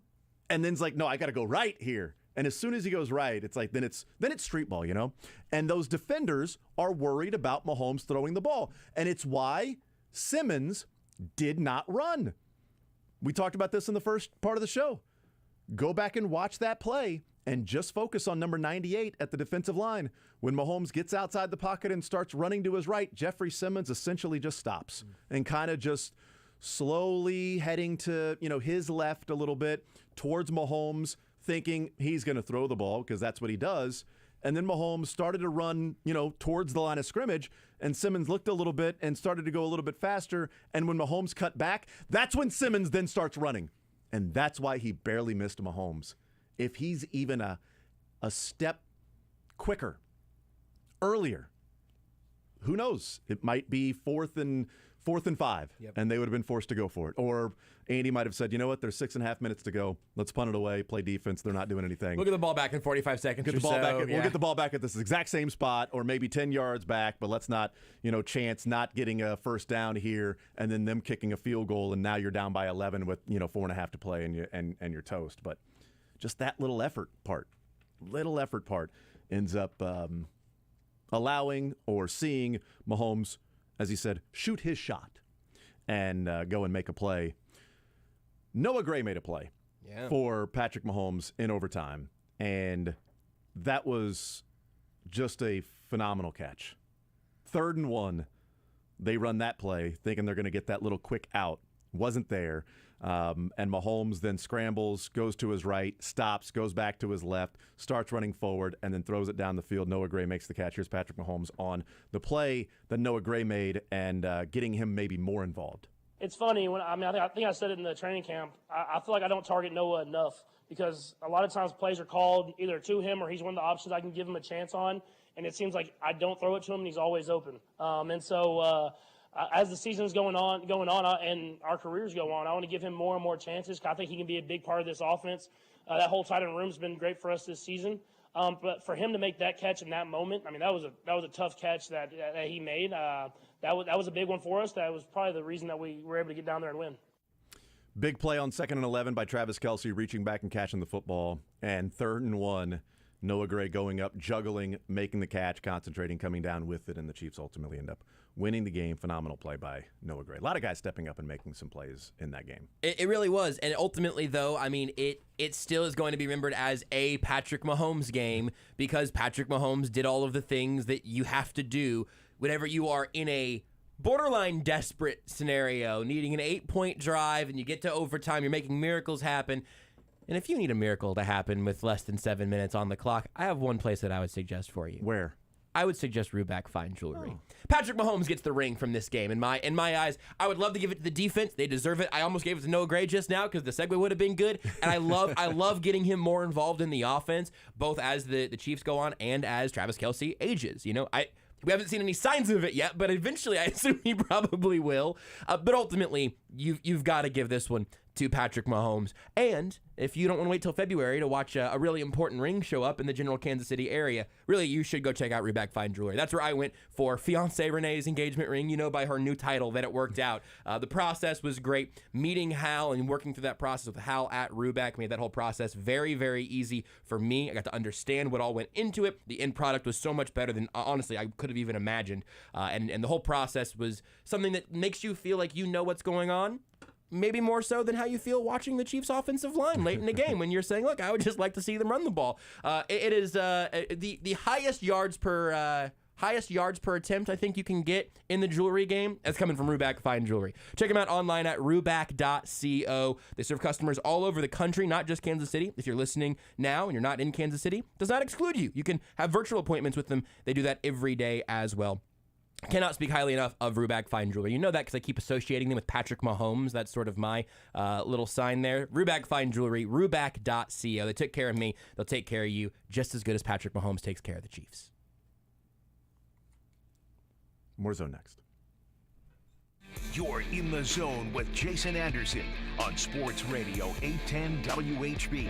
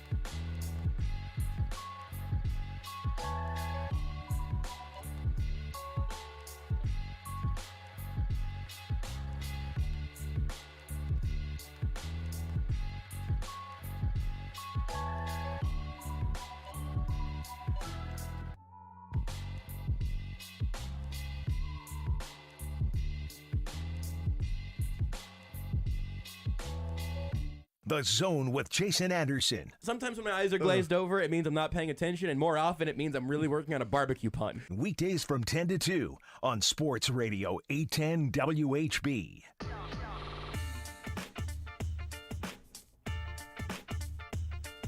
All right, we continue right here on Sports Radio 810 WHB. Breaking news, apparently. The Indianapolis Colts have found their interim head coach. Oh, no. Jeff Saturday. What? Is that real? Yep. What? They get him from ESPN? Was he on the staff? Jeff Saturday, new Colts interim head coach. That is real Schefter. But that's not a darn Scheffler. That's not a darn Schefter. Was he on the staff? Colts are naming, I don't know. I don't know. The Colts are naming their former 6-time Pro Bowl center and ESPN analyst Jeff Saturday as their interim head coach. Saturday has been a consult for the team, is in its Ring of Honor, and was also head coach for the Hebron Christian Academy football team in Dacula, Georgia. Dacula, Georgia. I like Dacula, though. Yeah. I was really still. He was the coach of this football team in Dacula, Georgia. That's how I pronounced it in my head. I wish you were Dacula than you are. Me too. Me 3. So what's the what's the plan here? Lose as many games as possible and go get yourself a quarterback. Tucker Franklin just tweeted, the Kansas City Chiefs lost to this team this year. They just lost. The Chiefs lost to a team. And look, hey, who do we just talk about for 2 hours and really a week about how good of a head coach he's turned into? Mike Vrabel. That dude was not a coach somewhere. He was not an assistant for Bill Belichick. He was a linebacker, and then he was a head coach not too long after that. I'm not saying this couldn't work. Right. I'm saying, why is this an interim move? You want them just hire him right now? Well, no. No, fair counterpoint. Kevin Clark just tweeted, teams should try new stuff, especially in a low-stakes environment like this one. I wouldn't necessarily make him the permanent coach, but why not experiment a little? I guess I like that take. I can live with that. It's just shockingly weird. The Colts have the 6th worst record, so they would have the number 6 pick right now in the draft. To be clear, what's the point of trying to win the rest of the way? Yeah, it doesn't matter. Try something different and get the vibes. Try to fix your vibes a little bit. I hope this works. That would be awesome and kind of bizarre. A couple QBs that are expected to go in the top 10 this year. I don't know that those are going to be franchise-saving players, but a couple of guys that at least Mel Kiper thinks are, top 4 prospects in the NFL that are quarterbacks. So they've got to. Aren't you glad I made you wait and not look at Twitter during the break? Yes, thank you. Beards gave us the don't look at Twitter warning and said we'd have some breaking news. I didn't know what it would be. So, hey, we can ask Field Yates about this in about 5 minutes. Yeah, Field just tweeted, as best as I can tell, Jeff Saturday becomes the first person in NFL history to be named a head coach without any coaching experience at either the NFL or college level. That, to me, I'm curious about the interim nature of it, what Jim Irsay has going on here, and our first follow-up question, I think, is the right one, which is, was he on the staff? He's not. It says he's been a consultant for the team. Right. So I don't know what that means. He's just consulting. He's just out consulting. Been there with who he likes and who likes him? Jim Irsay. That's what that means to me. Yeah, just consulting. With Irsay and maybe Chris Ballard. I don't know, but it's very strange not just to be an interim head coach, former player, but to be an interim head coach who wasn't on the staff. I don't know if we've ever seen a move quite like that one. That's really interesting to me. So he's the first guy with no coaching experience to be named a head coach. He's also the first coach to be the head coach of the Hebron Christian Academy football team and then be a head coach in the NFL. So he's got that going for him. First coach to have a name of the day of the week that his team will not be playing on. Wow, great point. So you don't think they're going to get this into a wild card spot? No, I don't. Okay. It's a lot of firsts. They could flex their NFL games on Saturday this year. Yeah, they're going to play on Christmas Eve, I think. They might actually play a game on. Damn it! Hold on, I got about 15 seconds to get to this before the end of the hour. It's the old saying, Saturdays are for the Colts. Isn't that what they say? Come on, ESPN.com. Nope. No Saturday games. Nope, you're right. Darn. They do have a couple of Monday night games, so look forward to that. Well, the name's not Jeff Monday, so you're good.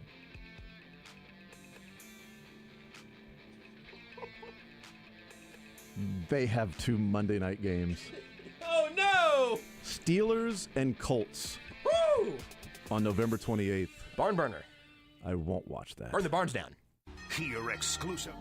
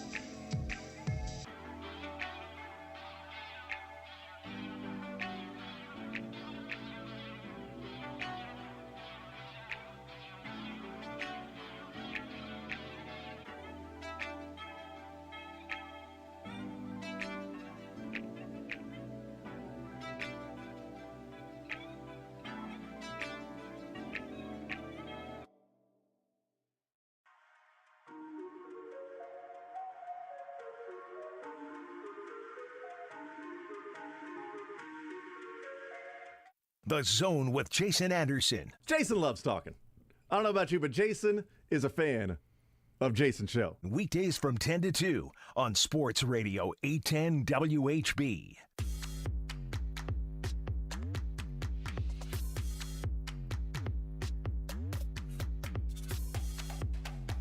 All right, we continue right here on Sports Radio 810 WHB. Let's bring in our NFL insider from ESPN. We'll hear from Andy Reid later on this hour. Mick Schaefer coming up in the 1 o'clock hour. Field Yates is our guest here.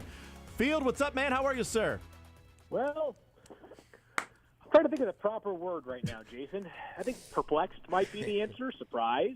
Is it? And I'm not referring to the fact that the Chiefs completed 38 more passes than the Titans last night and only won in overtime. I'm talking about the fact that one of my colleagues at ESPN went from a colleague of mine an hour ago to an NFL head coach as of right now. In the fantasy world, would it be somebody that was like a commissioner of a league, then immediately being named to like your job? You are now the ESPN fantasy football lead analyst. I have. I mean, I don't know where to. I really don't know how to describe what is just taking place. I don't know if you've addressed it yet on the show, but for those that are out there that are listening right now, Jeff Saturday, who is a longtime NFL player, he played for the Colts, had a very decorated career there, finished his career with the Green Bay Packers, was a solid player there. He's been a Super Bowl player. Him and Peyton Manning were very tight during their illustrious run together. He went on to retirement, and he has since become an NFL analyst at ESPN. He also was a high school football coach in Georgia. And out of nowhere, after Frank Reich was fired as the Colts head coach, has been named the interim head coach of the Indianapolis Colts. And as best I can tell, he is now the first head coach in the NFL since Norm Van Brocklin back in 1961 that had absolutely no experience coaching at the NFL or college level before becoming a head coach. Van Brocklin, by the way, he left his MVP season as a player to go become a head coach. So I would still argue that is a different transition. Mm-hmm. This is more out of nowhere than I would say any NFL head coaching hire, perhaps in league history. Is this so they fire Frank Reich, and then it's, you got the rest of the season. You can hire an interim guy on the staff or, somebody else. Is this a Jim Irsay, Jeff, I love you. You were so awesome for this organization. You've been such a big part of this organization. I know you want to get into coaching. We're losing anyway. We've got the 6th pick in the draft right now, and we'd like to lose every game along the way and maybe get ourselves a quarterback in the top 5 with a couple of those QBs that are expected to go in the top 5. And also, you know what, Jeff, along the way, you can lose, but it's an attaboy. Well done. Let's see what happens. Maybe you're an awesome coach, Jeff, and you might be the coach of the future. That's my only thought here, Jason, is that this is maybe, and it's hard for us to know for certain whether these things are going to turn out or not, but maybe, just maybe, Jeff Saturday has special traits that will allow him to become this lightning in a bottle head coaching hire. I am not dismissing that possibility. I do know Jeff. As I mentioned, he's a colleague. He's a good friend of mine. He's been good to my family. He's taught me about football. We've enjoyed a lot of conversations over the years together. So I am not trying to sort of dismiss the merits of his football mind. I am just sort of putting context around how unlikely a hire this is for the Indianapolis Colts. So my guess would be that the owner who, one thing that's very clear is that Jim Irsay marches to the beat of his own drum, right? He strums to the strings of his own guitars. He's a guitar enthusiast. And I don't know how this idea came to be. Maybe the feeling was, we're not going to be good. We have a bunch of coaches on the staff, but really the only one or two that made sense as logical interim candidates were Gus Bradley, our defensive coordinator, and John Fox, our senior defensive assistant. Well, John Fox, he's been in the NFL for 40 years. It's not like he's probably going to move to the top of anybody's head coaching list. And Gus Bradley's been a head coach before as well and didn't exactly go particularly great. So maybe the thought process was, let's try something different. Maybe, just maybe, as we said earlier, they catch lightning in a bottle, and Jeff Saturday proves to be an outstanding head coach. Maybe he's Steve Kerr of the NFL, right? Steve obviously been a very successful head coach, despite the fact that he had no coaching experience prior to being named the Golden State Warriors head coach. But, even Steve was around the game both as a Suns front office member and then was a broadcaster for the NBA on TNT, which is These are all imperfect comparisons. Yeah. But again, the context surrounding this is very, very unique. We'll see what happens. But Frank Reich is fired after 4+ seasons in Indianapolis, and Jeff Saturday has been named interim head coach the rest of the way. And we'll see. If I'm Indianapolis, I'd like to end with 3 wins this year. 3-5-1 right now. Go ahead and give me a what would it be, a 3-13-1 record at the end of the year is what I would take if I'm the Colts. Field, it might need to be, yeah. I'm stealing this from Lindsey Jones on Twitter about another colleague of yours. You think Irsay called Peyton first? Peyton, Pat McAfee. Oh my God, Pat McAfee is How the many coach. former Colts do you think he reached out to? Now I'm sure it must have been plenty, right? Now I just want to see Pat McAfee as a head coach of the Colts. That's all. The antics on the sideline would put Bo Pelini to shame. Bo Pelini would be like, "Whoa, calm down on the sideline, Pat. Come on." But to be honest, and so I will just I'll quickly play the what if card. Yeah, just note that Jeff was a rare leader, right? Yes. One of the most respected players during that Colts great run, and Peyton was one, and I'm imagining Jeff is probably number 2. So this is not just this is not a run of the mill person in terms of football character. This is certainly something that Jeff maybe had his sights set on, maybe not right now, but there have been teams that have tried to hire Jeff in the past. I think more likely as an offensive line coach or something, further down the totem pole, because no one gets a head coaching job without ever coached at at the college or pro level. But we'll see. We shall see. So Jeff Saturday is cousin Eddie. He was holding out for a management position. No, he's holding out for a head coach. He's holding out for a head coach job. He'll get it eventually. Beards had brought up Mike Vrabel when this was announced, and just okay, kind of maybe the same leader, same kind of guy that Vrabel's turned out to be a pretty good coach. His ascension was more of a stepping stone. Vrabel was from Ohio State, and then linebackers 1 year as defensive coordinator, and then the head coach. So he had some schooling along the way. So it's different from that perspective. But when you talk about Jeff Saturday, the leader, what he was to that team, it does bring to mind Vrabel and what he's done for the Titans in somebody that people didn't know was going to be a good enough head coach and a defensive mind in an offensive game, and only had 1 year as a coordinator and was in college for a few years coaching. That he's turned out to be a pretty good hire for the Titans, and a lot of it is because who he is, how he coaches, leadership, and getting those guys to play sort of with that culture and personality that he also has himself. Yeah, and if anybody is listening, I'm sure everybody listening right now is thinking, yeah, we watched the game last night. We wholeheartedly agree, right? Because I'm sure we want to pivot and talk about the game at some point, but that was one of the how do you explain that? If you woke up this morning and just saw the box score and you saw that Malik Willis completed 5 passes and Patrick had 445 yards passing, and it was 20-17. And by the way, it wasn't like the Chiefs had 5 turnovers, right? They didn't get sacked 14 times or something. Pretty much every statistical advantage went in their favor, and it was an overtime game, which I was trying to think of how the Titans are they just suffocate you, right? And they just suffocate you throughout the game, and they're going to be a tough out, and that was with their backup quarterback who was extremely green, but they're very, very, very impressive. And we use this phrase too often, but I think it applies here, is that there is a saying that, teams, good teams, tend to take on the personality of their head coach. And you're seeing it in Seattle right now. You're seeing it in Tennessee. And I think that maybe Tennessee more so than any other team in the NFL.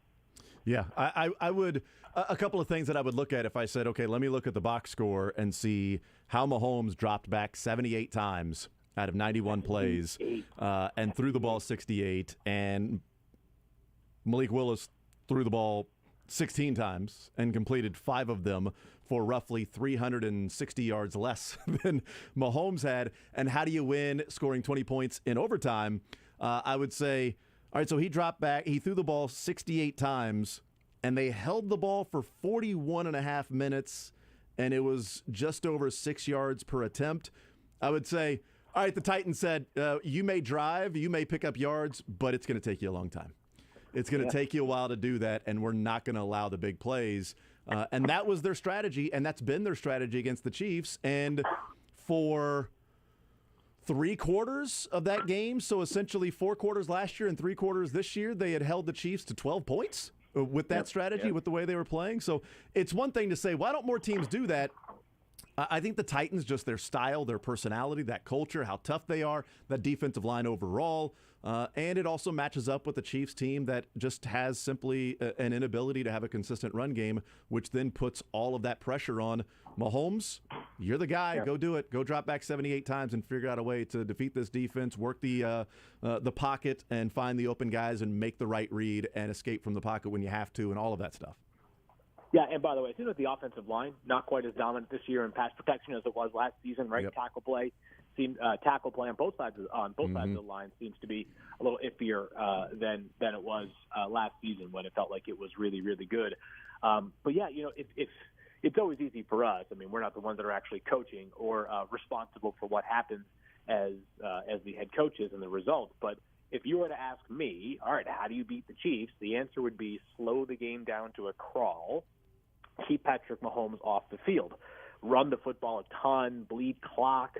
And the Titans didn't do that. As you mentioned, the time possession difference, I think, was it like 12 minutes and 32 seconds in the first quarter? The Chiefs had the ball, which is just, that's a gargantuan figure no matter what. They didn't even do that, and they still kept it close.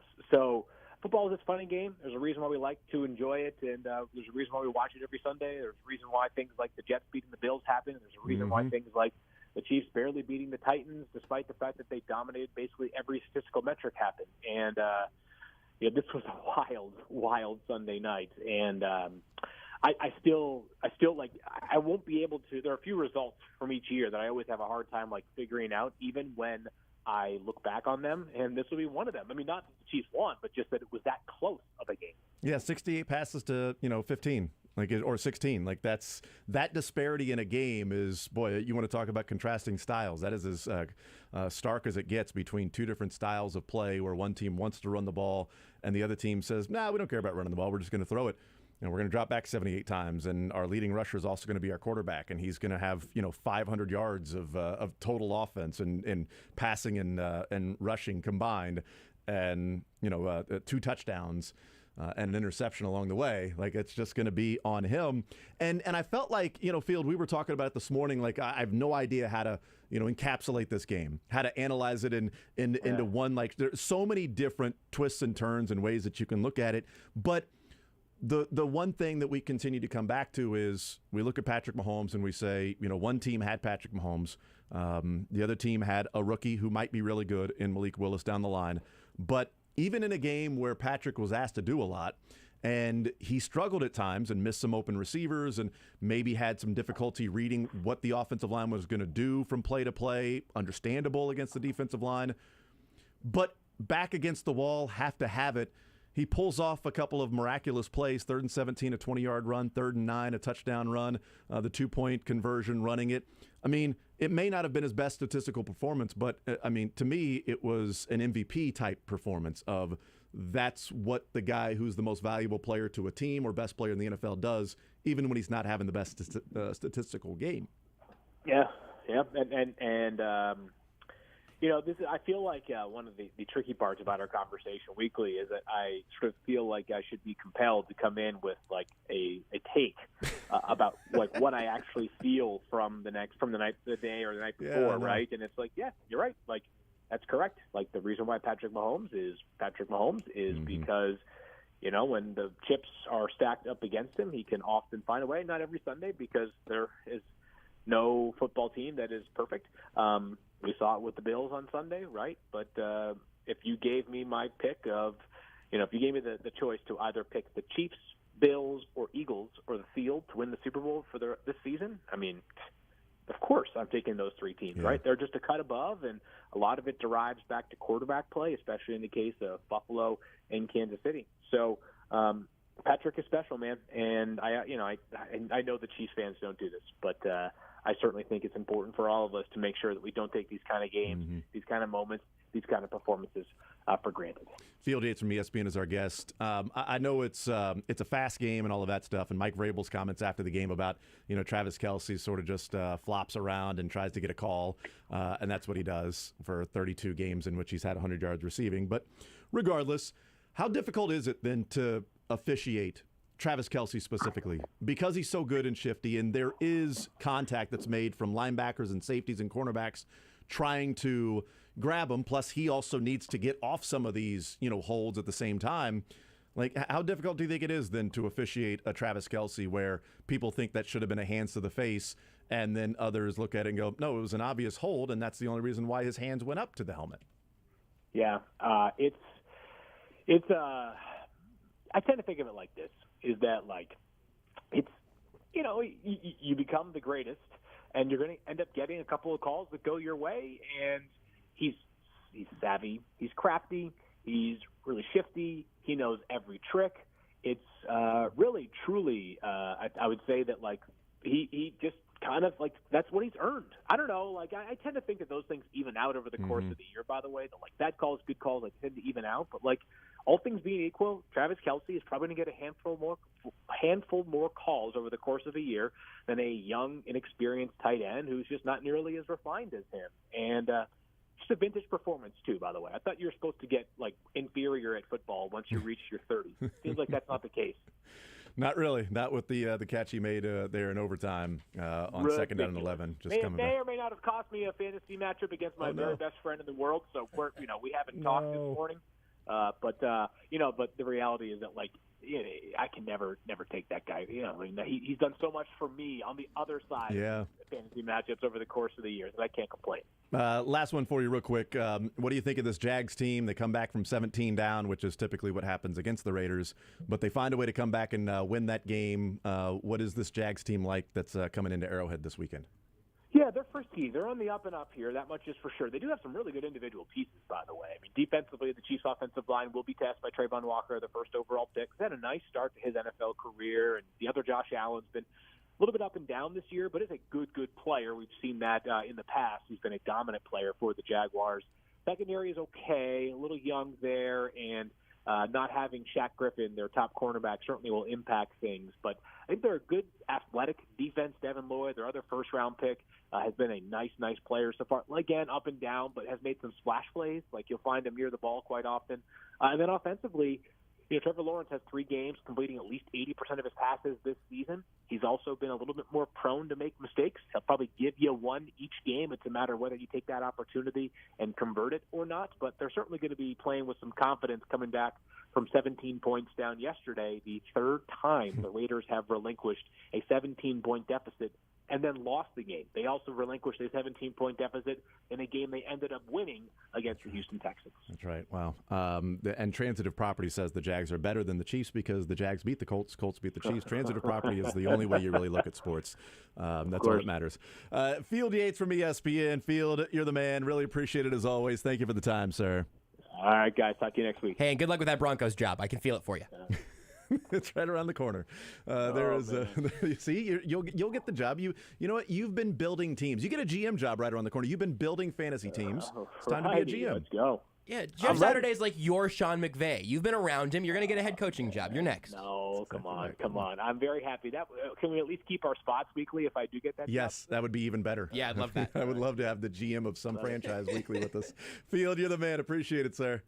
All right, guys, take care. Absolutely. There's Field Yates, ESPN, our NFL insider, as we talk the Chiefs and Titans game. They get ready for the Jags this weekend, and the breaking news of Frank Reich being fired by the Colts and Jeff Saturday being named the interim head coach, being elevated from high school football head coach. Do you know what his record was in high school? Jeff Saturday's? Yeah, like his the team he's coaching right now? Yeah. 3 seasons there. So he's got 3 years of it. It's you know what? Trey Hillman was a major league manager, managing over in Japan. He's a major league. They went 20-16. It's better than the Colts. That's true. You know what? 20-16, what's the year by year? Maybe he had to rebuild that program. Maybe that was a really bad football program. They've made the state playoffs in each of Saturday's 3 seasons. See? From the thing that I'm reading right now from Did they ever Totally make it Unverified before? account. Totally. I mean, it could be from anything. It feels right. I'll look it up during the break. Were you a tiny bit disappointed in Beards? Did you see Beards turn into a little bit of a coward in real time during that segment? No. I thought there was a chance that you were going to nobody cares Field Yates about fantasy football, and I was so excited to see if you're going to pull the trigger. Because Field mentioned the bad beat, and he is like the reigning god of fantasy at ESPN. See, this is what I was listening to. Which is a beautiful sound now because it means your AC works again. Oh, okay. That's what you were listening to, is that you're not as hot back there. Yeah. Okay. I get it. Luxuriating in his hoodie weather. Let's see. The thermos is at 66 in here. It's great. That's not bad. No, what you missed was that Field Yates had said that Travis Kelce catch in overtime, in which he came back on 2nd and 11 and made that catch, ended up costing Field Yates the win. To one of his really good friends. If I said that, I'm not going to disrespect the next GM of the Panthers like that. Great point. It's a great point. Oh, hey, don't wish ill on Field. He's our friend. Next GM of a competent organization. It was just the first team that popped in mind. No, Cardinals. He should take that job too. He might be the next GM of the Cardinals. Would he draft a quarterback though? If he's next. It's like, you know what? Kyler Murray isn't even good on my fantasy team right now, so I can't do it. Can't do it. Let's get Field hired. Yes, that's right. We'll take a timeout. We'll come back. We'll hear from Andy Reid on the other side of the break at the press conference. Mick Schaefer coming up at 1 o'clock, ASHB 41 Sports Director. We got Learn Funniest Best as well. And still plenty of sound to play from the Chiefs last night with Patrick Mahomes and Travis Kelce and Chris Jones and Nick Bolton and Justin Reid. All of that still to come here on this Monday. Victory Monday. Chiefs win 20-17 over the Titans. More Zone next. Want to see more of The Zone? Watch the show live on the Sports Radio 810 WHB Facebook, Twitter, YouTube, and Twitch.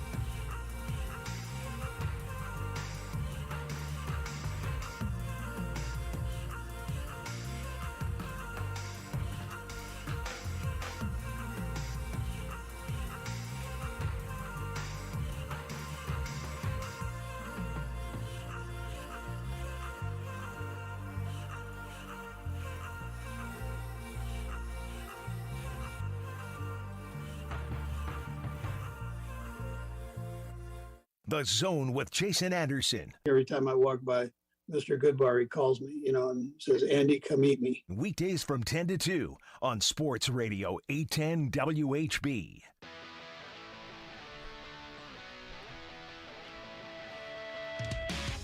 All right, we continue right here on Sports Radio 810 WHB. Jason Anderson, Josh Brisco, Beards heading up until 2 o'clock. Mick Schaefer at 1 o'clock. Learn Funniest Best coming up about an hour from now, going over the things that happened over the weekend, what we learned, the funniest from the weekend, and also the best from the weekend. Thank you to Field Yates from ESPN, our NFL insider.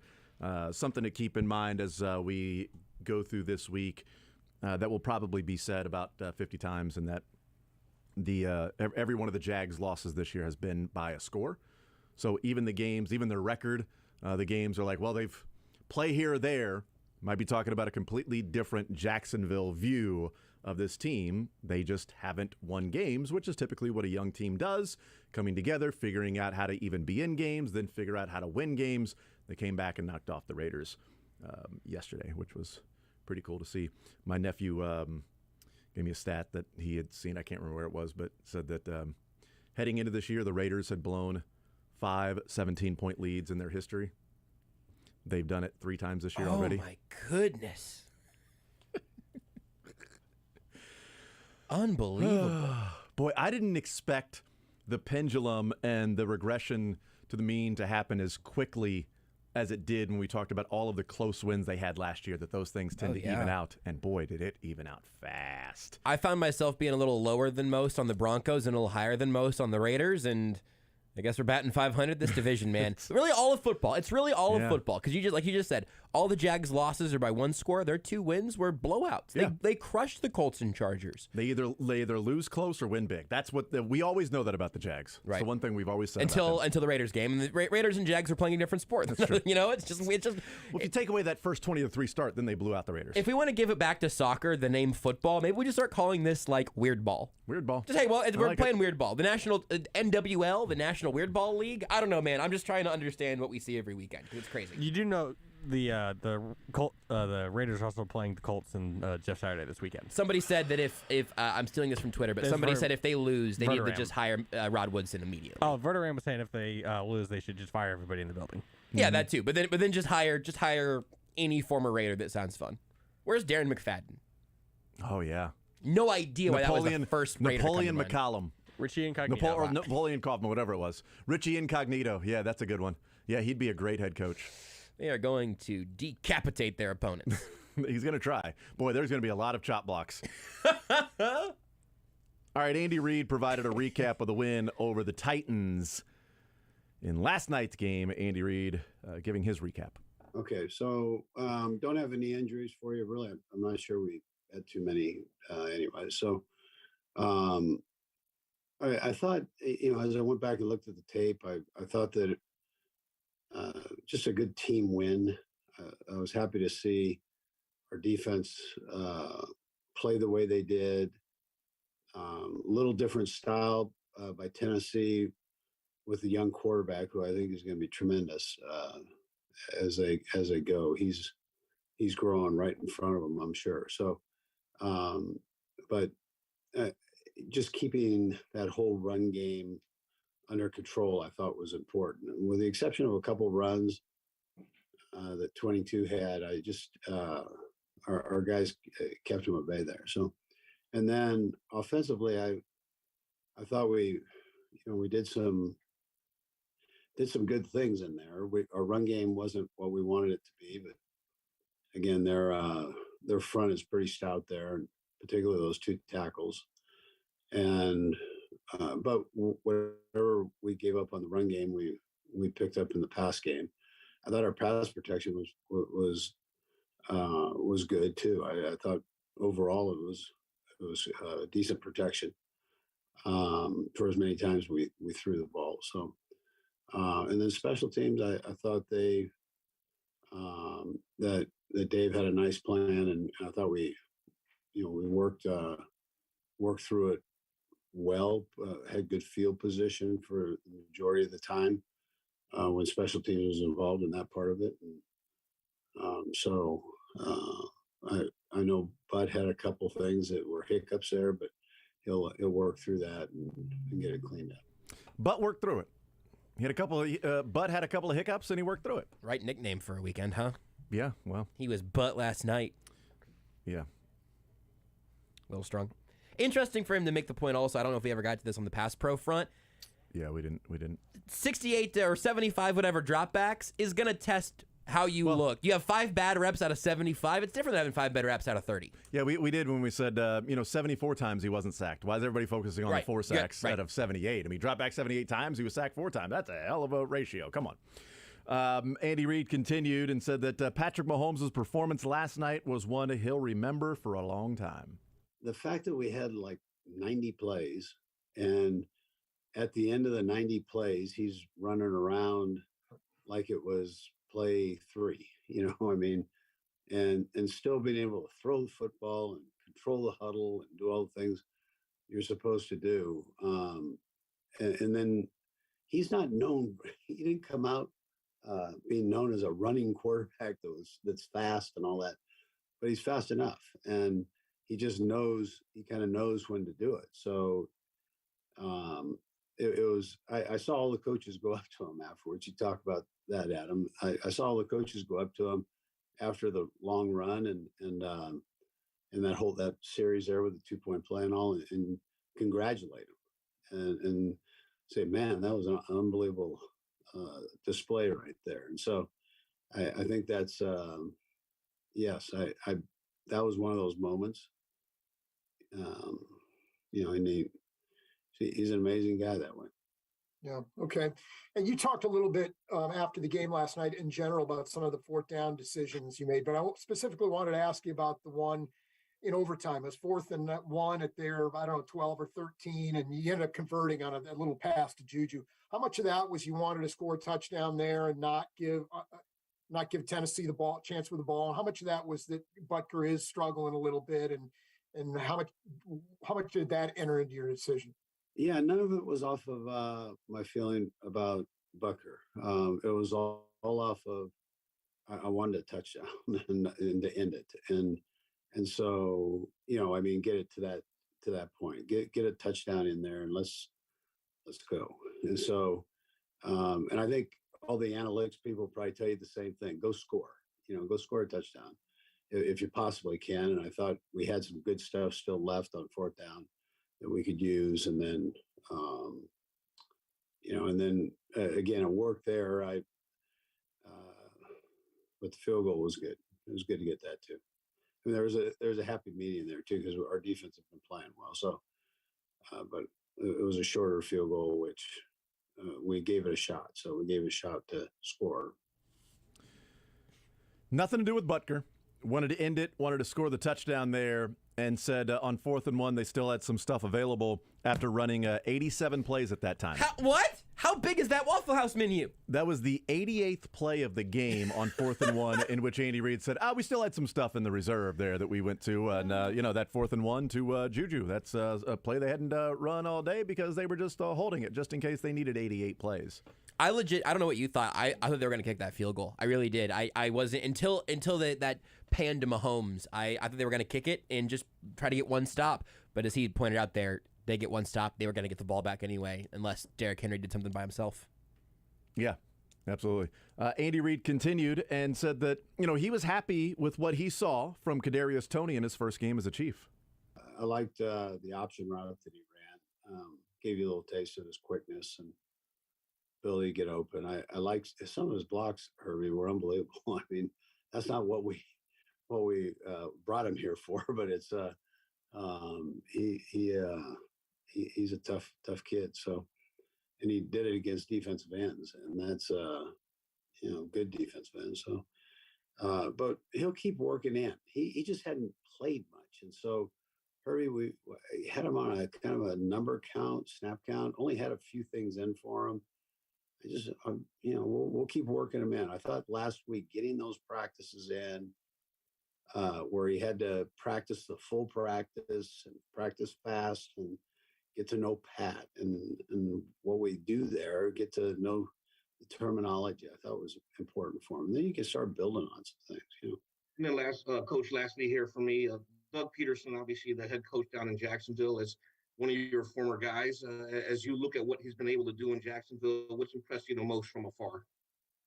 Well, yeah, I mean, they look organized and they have good energy. There's a certain, when you watch enough tape, there's a certain trust that you can see through the players to the coaches indirectly. So, but you see that. What's being called, how fast they play, their body language, all that. So I think both sides of the ball, there's a tremendous amount of trust. Special teams, there's a trust. And this is just year one. So they don't give up. I mean, you saw that yesterday. I mean, they're going to keep coming. They were down 17 at one point, or 10 at one point, and they came back and won the game. So they've got some grit to them. We'll see what they look like this weekend. Again, they've lost every game by a score, all of their losses. Talking about Kadarius Toney, the option route that he ran, showing what he can do. But the block that he put on, was it Mario Edwards or was whoever the defensive end was at that time, in which he just put him on his butt with that chip and then went out for a pass. Just punked him, knocked him down. Turn to your what would be his left. Look for the pass. Here I am. Yeah, look, and as he said, that's not the stuff that they got him for. It's not the reason. He was out there 9 plays. But you can hear how much Andy Reid liked it based off of his tone there of, what was the word? Unbelievable, incredible. Yeah. Some of his blocks were unbelievable, he said, chuckling there. Like, that's a nice sign for a guy who seemed really excited. He was tweeting after the game about all that. Just getting into the flow of the offense. I would increase my expectations for Toney this season by a little bit based off last night, because I do think they're going to get him involved. The plays versus touches, you think that's going to maybe even out a little bit with 9 plays, 2 touches? Every 9 plays is going to touch the ball twice? I also don't think they're going to run 90 plays to skew that every time, because most of those touches were early in, or most of those plays were early in the game and then red zone, right? The first play of the game was Kadarius Toney. That was his touch, yeah. It was one of his 2. Right to him. So yeah, I think that the sub packages that he's in, that might not be the right term on offense, but the packages that he's in, maybe we see them a little more often, see him working in a little more, and at least good positive early returns from Toney. That's a good start. We'll take a break. We'll come back. We'll hear the rest of what Andy Reid had to say about the Titans, the Jags, what he saw in that game, and some other elements of this Chiefs team. 8 games in, a 6-2 record right now, getting ready for week number 9, 10. Week 11, 10. 12. No, week. That's Dacula, not Dracula. Sorry. Dacula, Georgia. Really excited for Jeff Saturday. That's where Jeff Saturday coached high school before, now coaching the Colts. We'll take a timeout. More Zone next. Follow the show on Twitter at J810Anderson, at JB Brisco, at Beards McFly, and at Sports Radio 810.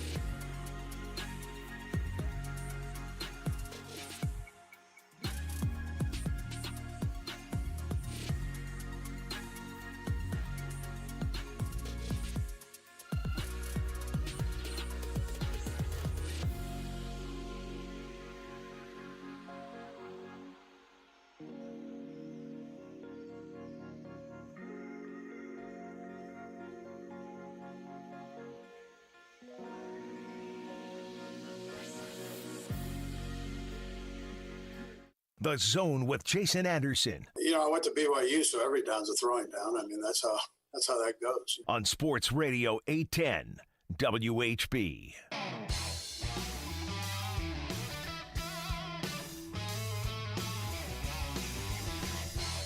All right, we continue right here on Sports Radio 810 WHB. Welcome back to The Zone. Jason Anderson, Josh Brisco, and Beards. Mick Schaefer joins us at 1 o'clock. Learn Funniest Best coming up at about 1:20, 1:25 or so. Andy Reid continued with his press conference, and, we talked about the running game and says the Titans deserve some credit for the Chiefs' running game woes. Well, first of all, those two defensive tackles, that might have been part of it. Those two guys are pretty strong jokers. We've been playing like the number one defenses here for the last few weeks, it seems like, and so they're giving us their best shot, and we can do a little bit better up front. We can do a little bit be more patient at the running back position, and as coaches, we can always dial up different things, and try to figure something out that might fit a little bit better. So those are all the things that we kind of get in and we analyze and work with. But what didn't work there worked in the past game. So. And I kind of called it a legacy play for Noah Gray, that catch in overtime there. Pat mentioned in post game that he'd like to get on the ball a little bit more. What have you seen from him behind the scenes, just from being drafted and then putting himself in that position to make a play? Yeah, I'll tell you, probably the thing that surprised me the most. I mean, this kid started off as a quarterback, then he got moved to tight end. I mean, a true quarterback at Duke, then moved to tight end, and then it comes here, and we're thinking, oh, we're getting this great pass route runner, and all of a sudden he developed himself into being a run blocker too. And so not only does he have this whole skill level as a pass receiver, but now he's also got a complete game being able to run block, which I wasn't sure we'd ever get to that point, but he sure done a nice job with that. So catching the ball has never been the issue with him. He can do all of that. And he's very skilled that way. And I think it's been great for him to see Kelsey and kind of the ability Kelsey has to play in space. That's helped him. Yeah, it's always nice if your mentor is Travis Kelce. Yeah. You learn some tricks of the trade when that's the guy that you're learning from. And yeah, he stepped up. He's made catches when called upon, and that was as big of a catch as he's made in his career. A have to have it when it's 3rd and 1 in overtime. Probably go for it on 4th down. I don't even remember where were they on that particular play. On the Gray on catch? That 3rd and 1.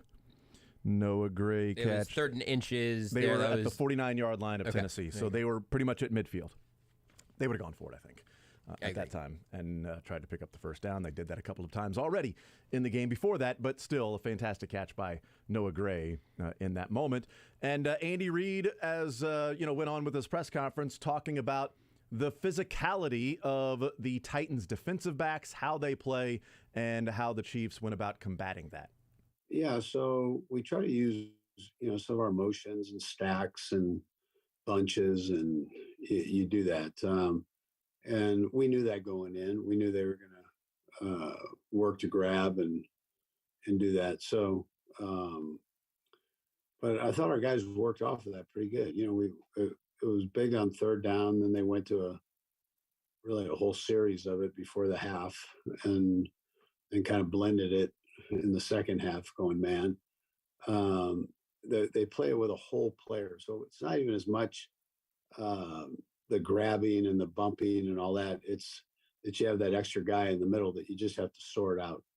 And so we worked through that and ended up doing okay against it. But crossing routes always help too.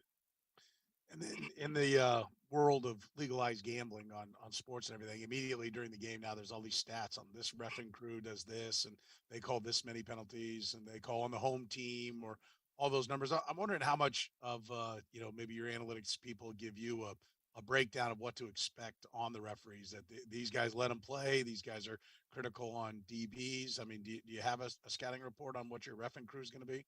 Yeah, absolutely. We've done that for years. So we've got a booklet on each guy, and we talk to the team about what what their strengths are in calls. That was a pretty good crew, though. I mean, that crew has traditionally been good, and I think Cleat does a nice job with that. So of managing and normally letting the guys play. They're a little high this year in calls, but in the past they've been very, very good. They have a couple new guys on their staff there, that crew. It's interesting that you see the difference there, that traditionally those guys have been pretty good.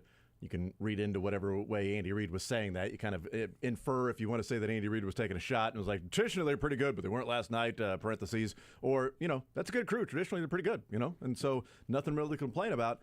But interesting that he said that that's typically a crew that kind of lets them play and calls fewer penalties, which I think some Chiefs fans would have preferred, especially early on in the game. But also, I don't know that you go up against the Tennessee team and say, let's play a game of just let them play. Yeah. Because then you're getting into Patriots, Colts back in the day, Ty Law and Marvin Harrison. You're getting into Patriots, Rams back in the day when it was just we're just going to grab you and dare the officials to make a call. And they really didn't back then. So you have it's always like in college basketball. It's like, well, it depends on how this thing's going to be officiated is how this game may go. If it's a tight whistle, it's going to be advantage for Team A. They let them play, it's an advantage for Team B. That's typically not the case in the NFL, where you look at how the game is officiated. But if there's a group that will just, quote unquote, let them play and be more physical, you don't want to be playing the Titans in a game when that happens. But they called it closer than they have. Andy Reid went on to talk about Juju and Patrick and how they have clicked to start to be a reliable target, Juju is, for Patrick Mahomes as this season has moved along. I think the guy opposite Kels is an important part of this offense. So when Sammy was here, that was important. You saw Pringle kind of work into that. And it's hard to explain exactly why without giving all the things away, but just having that balance there is important. And Juju fits into that well. He's got a great feel for space, and he's, fast enough where he can still do your down the field stuff. His change of direction is good. All those things, so you get a similar element opposite Kels. And again, that balance is important for us. Go last to Todd Lebo. Go, Todd. Hey, Coach, it was a very physical game last night and long game. A lot of plays, as you mentioned. How much do you have to warn against, like, the next week afterwards? Maybe you do anything different this week with the guys to make sure they're fresh for Sunday because of the physical nature of that one, and a little bit of a shortened week with a noon start after a night game? Sure. That's a good question. We're in our midpoint schedule, so that kicks it back naturally. And without knowing you're going to have 101 plays, right? So on tape here, 101 plays. They didn't count all of them, but that's offensively. And on the other side of the defense, got away with 47. So they didn't have about half as many. But we're right into our midpoint schedule, so it just comes at a good time. So there you go. But it is interesting. You play that game, you run that many plays. Flip side, yeah, the defense only played 47, so it's not like the defense is going to be really worn out, but the offense played 91 plays. And did you say 101 by his count? Because that would take away penalties and stuff, right? 91 actual plays that are counted, 101 plays. So that means the he drop called back, in 101 plays. Yeah, they ran 101 plays. Right. It's just some were called back. Like the holding on Andrew Wiley, the pass to Travis Kelce, who caught it, takes it down to the 39-yard line of the Titans, gets hit, gets tackled on that play, doesn't count. That play where Kelce caught the ball running down the field, spinning, gets tackled, didn't happen. What a weird Not game. one of the 91 plays. It's a good point. But the midseason schedule already, so that already kicks it back a little bit in how much they'll put into the week leading up to the Jags game. And this would be, one of those sneaky trap games, if you want to call it that. Because you come off the Sunday night game against the Titans, you got the Jags coming to town, and then you head to L.A. against the Chargers next week. They should definitely be ready to play.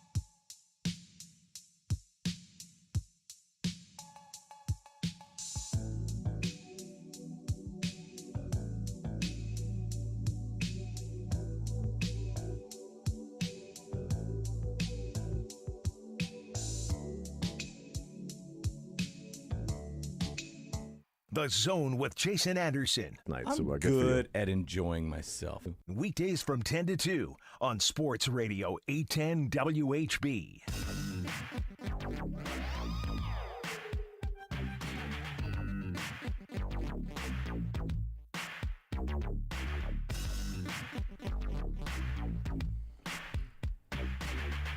All right, Mick Schaefer, KSHB 41, is hanging out with us. Thought out? Thought out, Mick? Not Yeah. thought out. We know Never. that things you bring to the table are not thought out. Never. But are you thawed out? You were the only ones that told me that I looked really cold last night. I don't think you looked as cold as some other games. Like, there are some games where you're like, ooh, he's miserable there. You look cold knowing that it was like 45 degrees out and not 10. It wasn't that bad. But here's the thing, though. That wind was really cold. The wind was cold, and it didn't feel like it was 45 or 50 degrees. Were you out there? I was, yeah. And the wind was really cold. Did you go to the game? We did, yeah. Nice. Little man's Family? birthday. Cool. Yeah, so we went to the game, left right at the start of the fourth quarter because, it was 9:45. But So you're one of those people where you're like, who would leave now? well, People with kids. It's like People with 9:45, lives. fall back time, so it's really 10:45 his time. He's cold and bundled up, and his eyes are droopy, and he's starting to fall asleep. We're like, well, if we don't leave now, I don't want to carry him the 700 yards to, and that's probably even being generous, 1,000 yards or whatever it might be to the car. Let's go ahead and head out. I'll turn my phone off. We'll listen to music on the ride home, get him to bed, go downstairs in the basement, start the game from the fourth quarter, and just watch it as live. And that's what we did. Did that work? It did, yeah, absolutely. It did. And so, watched it not knowing what happened. But yes, the wind made it. Without the wind, I thought it would have been just fine. Thought it would have been a more enjoyable night. But So you left at the beginning of the fourth quarter. I left right after. I left right before the possession where McCole Hardman dropped the ball on 3rd and 16 when they were right around midfield. I heard that in the PA announcement. And sort of watching it on my phone while we were walking to the car. I was watching it, and that was the last. That's when we were leaving it. That incomplete pass. I'm like, oh well. And then I turned the phone off. I'm like, all right, now I know exactly where I'm going to pick it up. The game. I'm not going to be like, was it this? Was it? Nope, right there. And I don't even know what time that was. It was around the start of the fourth quarter. But we did the normal dance of by the mid fourth quarter we have to be outside ready to go on the set, and so we're watching it on our phones on the computer. But of course, it's a minute behind. And you hear the cheers, or you don't hear the cheers, and it's kind of a fun game in trying to predict what happened. I've learned I've become pretty good at it. Late in the game, we know it's going to be fourth down, and I hear kind of an ooh and an awe, then kind of a big cheer. I'm like, I'm going to predict that's almost a blocked punt, and then a good return, and then a minute later we watch it. Everybody looks at me. I'm like, yeah, been around for a while. There would have been Jack Cochran jerseys in the rafters at Arrowhead, in the upper deck of Arrowhead. There would have been people knowing who Jack Cochran the was. next 25 years. Also, I mean, look, I am not a football coach. Okay, I'm not the guy out there teaching technique. I didn't stop the Colts. That's a good point. Well done, Beards. I appreciate that. In case you did not hear, Frank Reich has been fired, and Jeff Saturday has been named the interim coach. Really? Yes, Jeff Saturday is the interim coach. Was he on the staff? No. He's the first coach Right since from the Norm studio? Van Brocklin to not have any coaching experience in the NFL and be named a head Give me a coach. break. Now, No that previous one in 61 was a player going directly to being a head coach. Now, look, I think he's good and he played for a long time. He could be good, but I mean, that's where you just jump right into the deep end there. You don't give him a took him 45 minutes to figure that out. Maybe let him get his feet wet for 3 or 4 years as O-line coach or something like that. I think it's a Jim Irsay. Attaboy, tip of the cap. Jeff said you've been awesome, and you'll interim this year, and by God, we want to lose every game the rest of the way. Football, you talk about football, of course. Reggie Wayne is on the staff and has been. Like, that would be the rejuvenation move, right? We are 3-5-1, and I want to be 3-13-1. Jeff, we'll see what you got. And maybe you are the coach of the future, but here is a tryout in a part of the season where we actually don't want to win. If they're wanting to make sure they get the worst record, they should just keep playing Matt Ryan. Yeah, put him back out there. Put him back. What if Jeff Saturday steps right in and starts Matt Ryan again? Sorry, Sam Mellinger. Hot stove's right around the corner, so why don't you head back to the Royals? I'm done with making that joke, I think. Are we done with that whole Sam Mellinger joke? I think we give it a break and then see if it's ready for a sneaky throwback. I think Sam's annoyed by it. He's ready for it to be done. I don't think Jeff's ready for Sundays. I don't even think that Sam Mellinger knows who Mellinger is. Saturday is not ready for Sundays. Yeah, Saturdays are for the Colts. Jokes. People say that. Can I read you a tweet from October 30th real fast? Yeah, go ahead. Only 3 words. Yep. Raiders look horrible. Oh, that's a from tweet Jeff from Saturday? Jeff Saturday. Who do they play this weekend? 8 days ago. That's great. Tweeting about the Raiders. Who do they play? That would be the Raiders. Coming up in 6 days. Bulletin board material. He got that right. He did. He got that right. He did. He was One correct. for one on decisions. On the Cochran thing, again, not a football coach, but aren't you taught to, jump with your hands closed so the ball doesn't go through your hands? With your hands closed or closer together. Taught that way. We got good stuff for Kendall Gammon this week on the special teams. Well, front. although, it depends on the angle, right? If you're kind of true. coming from the side, then you can't you do want it. them to spread. But if you're coming like what it seemed like that, but again, it might be to where Dave Tobe is like, no, you're an idiot, dude. That's exactly what we want. Because if your arms are closed, it cuts down the you have more the space surface area, maybe, yeah. Yeah, to where, so that might be the case. I saw it. I'm like, I don't even know if it went through his hands. That was one of the first. I'm like, I thought you were taught to sort of go, but I don't know. But doesn't matter. They won the game. That's all that really matters. And to me, Mick, that was that's a definition. It feels like of a game of in the NFL, you never apologize for a victory. They had no Harold Landry, no Bud Dupree, and no quarterback. And you won by 3 in overtime against the Titans in a game in which you were favored by almost 14. I've seen that Chiefs game like 100 times. And how often do they win times. that Chiefs game? 82%. Yeah. 82 But still, of those 100. They lost that to the Colts this year. They lost that to the Titans last year. They've lost those games before where they've played that. They're due to lose to the Jags this week. Damn it. 40-point game, close win, loss. 40-point game, close win, loss. 40-point win, close game, loss coming up. Boy, that's exactly what happened. Cardinals, 40 points. Chargers, they beat by 3, lose to the Colts. They put up 40 against the Buccaneers, beat the Raiders by 1, then lose to the Bills. Put up 40 points against the Niners, win a close game against the Titans. This week it's the Jags. Mick, I hate this. I hate that you've opened my eyes to this. Wow. I can see it now. I feel that's like the Illuminati, right? You've been blinded to it because it's been staring us in the face the entire time. It's hiding in plain sight, this pattern. Andy Reid's like, they'll never see it coming. The NFL, which is rigged. What if we put this little hint in there, this little pattern to see if anybody picks up on it? So that would mean they would lose the first round of the playoffs if you played it out every 3 games. Yeah, they'd blow out the Chargers and barely beat the Rams. Oh, hold on. No. Let's finish the regular season. Lose to the Jags, blow out the Chargers, close win to the Rams, lose to the Bengals. Blow out the Broncos, close win against the Texans, lose to the Seahawks. Oh, God. Blow out the Broncos, close win against the Raiders, lose the first round of the playoffs. This has already happened, you guys, okay? It has been decreed. You remember that last year when some guy on Reddit flipped a coin to decide every game and he was correct for about 9 weeks straight? This is what this is. So Jags money line, you get some good numbers on that right now. Yep. What is it? Okay. Plus, because they're like, I made by a lot of money, I mean like $9 on the Titans covering last night. It's all relative. It depends on what's plus a lot of money to you. 360 here. That's just what ESPN.com has set up. I mean, it could be more than that. $3.60. What's the spread? 9.5. Yeah, it was 9 this morning. Nope, it was 9.5 this morning. I think Matt Derrick tweeted that it was 10 before Chiefs Titans kicked off. That's obviously after Jags Raiders, before Chiefs Titans. I'm glad I waited. Yeah, exactly. Get that value. Yes, get that under 10. That double-digit line, that half point under 10, that is huge. And by the way, get ready, Beards, for the Nobody Cares. Had teased down the Chiefs line to 40, and it was 37. Nobody cares. And Sneed, I really would have liked you to intercept that and take that back for a touchdown in overtime, because that would have been the best backdoor ever in overtime and score. You score 9 points in overtime? Nobody cares. Well, I had a big parlay about to hit because it was 85 rushing yards for Nobody cares. Derrick Henry, and then both teams to score more than 14 points, and then Travis Kelce anytime touchdown. Come on, that last possession. Damn, which, by the way, it's pass interference, right? He's 10 yards downfield, and at the goal line, he just gets shoved to the ground. Yeah, no, he was flopping. He's flopping around trying to get a call. Mahomes did flop a little bit on that one sack. I was all mad, and then I saw the replay. I'm like, okay. Well, I'm glad he did flop. I was hoping that he stole a penalty. I mean, I was like, you know what? I would like it if other QBs it would have been, more often. or other defensive tackles it would have been called on. Depends on were they wearing red, because the refs are out to get the Chiefs. They're also simultaneously out to get the Titans. The officials were like the best thing the Chiefs had going for them for a while there in the second half. In the first half, the officials are shooting themselves in the foot or committing the penalties was a rough go of it.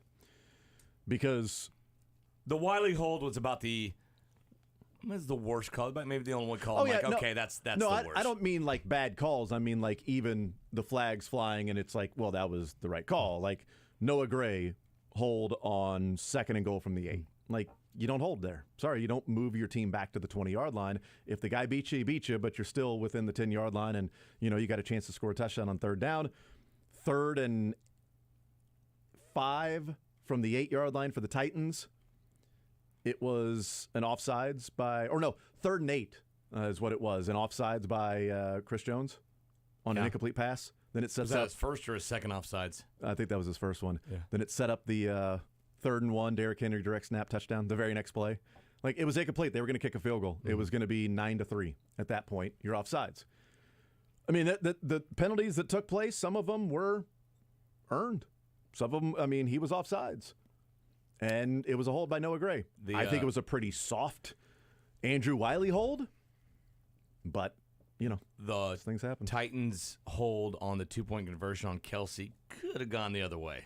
The guy ended up with his helmet off. I think it could have been offsetting. Just bull rushed him. I think it could have been offsetting. When did they ever call that, though? When did they ever call OPI, DPI on the same? Well, I mean, It's not like a offsetting. block charge. It could have been like holding on the defense, illegal hands to the face on the offense. Could have been offsetting there because you can hit him within the line of scrimmage 1 yard. You just can't bear hug the guy. No. And then Kelsey, while trying to get away from the bear hug. And that one is almost like he was catching Kelsey, who was, hey. Right? Oh, how about that? That's happened It was before. almost like a bull just shoving his helmet into his sternum there. But I think they maybe had a gripe on that one. There was also nowhere for Kelsey to go once the guy bear hugged him because Kelsey was then trying to run to his left and the guy wouldn't let him go. And then that's when he got his left arm going and he hit the helmet. So yeah, could have been offsetting. Chiefs would still get another try. They still would have got that 3rd attempt at the 2-point conversion in which Patrick Mahomes ran the ball in and they tie the game and then they win and all is right in the world. He ran that in from the 1 though, right? I don't think it was like the 1.5. Yeah. Right? I mean, it was got in from the 3. It was like half the distance, right? I mean, he could have gotten in from the 3. He could have taken a different angle. Could have been a completely different play. Decision. Could have been a completely different play, right? Butterfly effect, all of that stuff. You never know. What we're saying is that Mick thinks the Titans were screwed and they should have won. I think they made a bad decision kicking that field goal to make it 17-9. We got Mick, man. Mick is in. Mick is with the nerds. I was always with that. I don't think that's a nerd call. That's just no, you're obvious. Right. You're right. It's like, okay, it's still going to be a 1-possession game here. And it wasn't 4th and 1. I think I tweeted it was 4th and 1. It was 4th and 2. Yeah. It's 4th and 2. Yeah. But it's also one of those, like, what do you want the other team to do? I wanted them to kick the field goal. Thrilled. Yes. Thrilled. Yes. That's what I'm saying. I'm talking about from the point of the Titans at that point. I'm like, I know, yeah. Send Malik in motion. Direct snap it to Derrick Henry. Maybe every play of the game, but definitely there. You're going to get your 2 yards. Unless, and I could see Mike Vrabel saying, we've been gifted these 3 points. The ball bounces off Kelsey's hands. We're already in field goal range. Let's go ahead and take the points now, and then we got the rest of the second half to try to put more points on the board. We're going to be up 8. Let's just go ahead and take the 3 right now, go up 17-9, and, figure out what we do the rest of the game. I can see that as well, but you also have a we've chance been gifted this opportunity. Right. We're playing with house money. Absolutely. Or we've been gifted this. It's 4th and 2. Let's run it down their throats, or let's do a bootleg and get Malik Willis out on the edge and use his athleticism one-on-one against somebody, pick up the first down and score a touchdown and shove it right down their bleeping faces and go up 21-9 in this game and take complete control when that offense hasn't been doing anything. Yeah, I could see both sides of it, and obviously it was the last points they got. And I think if Vrabel would have known at that point you weren't going to score another point, he might have been like, well, what does it matter anyway? If these are the last points we're going to score, I want to get a touchdown out of it. I want to do the last plays we're going to run on this side of the field. I want to score a touchdown if I can. Probably does it differently. But that early in the game, what's there, 10 minutes to go in the 3rd quarter, you don't think you're going to pick up like 20 total yards the rest of the game. That's probably going to happen at that time with what Derrick Henry had done in a couple different. You're like, Derrick Henry's one breakaway run from putting in more points on the board. And he had already done it twice. Like there are 3 scoring drives where the big run by Derrick Henry, the big run by Derrick Henry, and the interception. And they put 17 points on the board. So you're probably thinking, well, Derrick Henry's going to break another one. They've been leaky at times in this run game. So, but yeah, I wanted them to kick the field goal. Henry has lost maybe a quarter of a step, half a step, and that was kind of a saving grace yesterday. It was enough for Justin Reid to get there, two of them, and enough for L'Jarius Sneed to get there. But ultimately, neither of them mattered because they scored touchdowns on both drives. with that. So, but those were, as big of a day as Derrick Henry had, those were the runs for Derrick Henry. 15 carries, 35 yards outside of those Chiefs 2 runs. Defense did a great job all around. They were good. And especially on Henry. Yeah, I thought they were good. I thought the defensive line played well and was stout against the run. I thought the linebackers played well for the most part. And Josh Williams, that tackle on Henry in the backfield, maybe the best Chiefs tackle I've seen in like 10 years. We would be talking about that more if Chris Jones didn't line up off sides. Yeah. Because 2 plays later was the 3rd down and 8, 3rd down and whatever it was on the incomplete pass, and they would have kicked the field goal, and you'd be like, Josh Williams doesn't make that tackle, it's 9-7. Well, it didn't matter. It ended up being 9-7. We haven't even mentioned today the Nick Bolton tackle on the screen pass, which moved them out of field goal range, and the fact that they got down to, the 36-yard line of the Chiefs. They punted from the 38. Is that what you're talking about? Yeah, so they punted from the 38. They get down to the 36-yard line. Returned it to the 24. Yeah, so they get down to the 36-yard line. They run the ball with Derrick Henry. They pick up 1 yard, and then back-to-back Malik Willis passes. 2nd down and 9, pass the ball. 3rd down and 9 was a screen pass, and Nick Bolton read it, knocked him out of field goal range. But was it out of field goal range? It's a the wind, 55-yarder. I mean, I think was the wind heading. I don't know, but it wasn't yes. much of a win, but yeah, but it was. He's probably looking at it and saying, "Well, let's go ahead and punt it and keep this thing, make them go the entire length of the field, and not just have it almost midfield." Yes, that moved him from the 38 to the 42, so it would have been a long 42? Kick regardless. Yeah, which line of scrimmage, not the kick range. You know what I mean? 10 minutes left. No, I'm talking early in the game. Oh, no. I'm talking about the Nick Bolton play where early in the game it was the first punt when Justin Watson returned it. They punted from the 38-yard line. Yeah, that's because that's when Watson fielded the punt at eye level basically, and looked like a wide receiver, and then just ran forward holding the football. It was crazy. I've never seen anything like that in Chiefs uniform. No, the Nick Bolton play where it was 3rd down and 9 from the Chiefs' 38-yard line, and they run the screen pass, and he tackles Hilliard for a 4-yard loss, takes him to the 42. Now it's a 59-yarder. Well, they would have been going with the wind. Yeah, so I guess it would have been, but at that point, because and my point being, they get the ball at the 50-yard line, and they have Derrick Henry runs for 7 yards, or 4 yards, then Derrick Henry for 7. So now they're at the Chiefs' 39-yard line. They're up 17-9 with 10 minutes to go in the game. A field goal essentially wins it. You're already at the 39. You run Derrick Henry for 1 yard, and then you pass the ball twice with Malik Willis, and you lose 4 yards. That didn't make sense at all. At that point, it's like we're just going to keep running Derrick Henry, and if we get to the 35, we're going to kick the field goal. And we're going to put 20 on the board, and we're going to be up 20-9. We're not going to let Malik Willis turn it over. We're not going to put it into his hands and have incomplete passes, and we're stuck here at the 38 or the 39 or whatever it might be and make it a more difficult field goal. If we pick up even 3 more yards, I feel good about him coming out there and knocking through a 52-yarder and us going up 20-9. But credit Nick Bolton for reading it, the 4-yard loss, because that was a big moment in the game, which kept him in the game, and they go and score a touchdown right after that. Malik Willis looked like a guy out of Liberty that did not play any competition. And not playing Arkansas. Yeah, wasn't good enough to hang on at Auburn. And that's true. He was not good. No, and that's part of the overall story of the game is that you've got a team that wins by 3 in overtime that was playing against the team that didn't have Harold Landry, Bud Dupree, and a quarterback. So how do you sort of really analyze the game of Tennessee is always a tough matchup. It's a, hard-nosed, gritty type game. They're going to make you drive the length of the field. Mahomes throws it 68 times, puts up 500 yards with 400 passing and 60 rushing.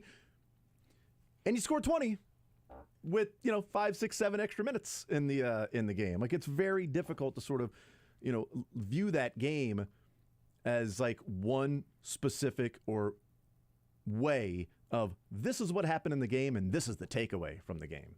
Because I think you can take away negatives from that game. You can take away positives from that game. Whatever way you want to view it, you would have plenty of evidence to do that. 68 passers. 78. 78 dropbacks. 78 dropbacks. 91 plays. And 101 plays when you throw in the plays that were taken away by penalty. and the Titans only ran 47 plays. 47. 91 to 47. 91 to 47. And what'd you say? More plays, mo problems. More plays, more problems. You gotta go Mo. That's how that Mo works money. with the Chiefs. You know, and how defenses played them last year, and it's kind of what the Titans did here. It's it's not some secret formula. Get pressure with 4 and try to keep things in front of them. But you need Juju and Travis Kelce and somebody else to keep the offense afloat in those moments. Yeah, the Chiefs scored 17 points in regulation. They had 91 plays, 19 third downs that they faced. The 49ers, they scored 44. They faced 9 third downs, and they ran 58 plays. Because there were less plays, less problems, because they weren't facing as many third downs. They were just simply scoring and moving the ball on first and second down. It's a really interesting way of looking at it, Josh. They would occasionally run the ball on first down, and I'm like, you just want to get to second down? I guess we might as well get just to second nailed it. down here. Yep. Hey, better watch out. We might start this drive 2nd and 9. Right. You better be ready. Right, be we careful. may hand off and go 2nd and 9 here. So don't you think we're just going to pass the ball every time? Ha, gotcha. 2nd and 9, not 2nd and 10 if it's an incomplete pass. Better be ready. I do think also there is just something to what Andy Reid said in one of those clips we played from today. They've played a lot of good defenses recently. They have. A lot of good fronts. Now, in the playoffs, they're going to play good fronts again. This isn't like, hey, don't worry about it. You know, they're going to get some real stinkers soon. I don't know where the stinkers come in because the Jags have some pressure. The Chargers are very good. But specifically in that defensive front, to come off this stretch of Buccaneers, Max Crosby, not a full front really, but Bucks, Max Crosby, the Bills, Niners, and Titans, you might actually have 4 top 10 fronts there. Chandler Jones is pretty good. That's true. That's Jones true. and Crosby. He has the Raiders front 7 really hasn't been very effective this year, but that is fair from a pass rush perspective at least. The thing is though, is the Raiders season's over at this point. They're just gonna poop the bed like they always do. They play the first game really close because their season's on the line. That's true. And then they poop the bed in the second one because their season's done. But if you're just looking even at like scoring defenses, which, hey, here's a 1980s way of looking at it. Bucks, Bills, and 49ers, 3 of the last 4 teams are top 10 in scoring defense that the Chiefs have gone up against. And There's they've only scored 32 teams in the NFL. You're going to find great parts about all defenses probably. I mean, there's going to be a reason to fear them all. For sure. I'll go look at DVOA, Mick, if you insist. But just saying like 3 of the last 4. Exactly what I was saying. That's what I felt like you were saying. Like over the course of the break out season. the Devoa. the Devoa. Over the course of the season, obviously, you're going to face some good defenses. But what Andy Reid had said is that, recently they've been facing some really good defenses. And 3 of the last 4 teams they've gone up against are top 10 in scoring. And they put up 41, 20, and 20 against those teams. They're not going to face, top 10 defenses each and every time out. I call yesterday more of the Chiefs sleepwalking, playing poorly, which they are very capable of doing. I was hoping they wouldn't because of all the chatter coming out of Nashville, and it would be kind of like a Tampa Bay type thing, and it looked like it after the first couple of drives. And then they just settled into mediocrity and making mistakes with penalties, dropping passes. And it's funny, I tweeted out, like, when the Chiefs collapse, they collapse together. It's like all 3 units, right? And thankfully they didn't collapse last night. They figured it out because they have Patrick Mahomes, and they got a win. But, I mean,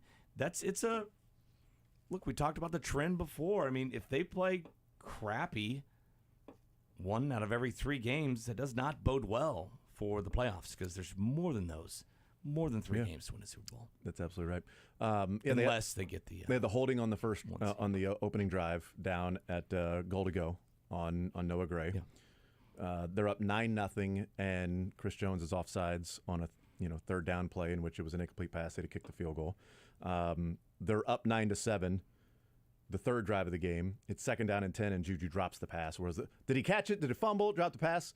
Well, that was 2nd and 10. Would have set up like 3rd and 3. Instead, it was 3rd and 10. Kelce, 25 yards. Oh, Wiley holding.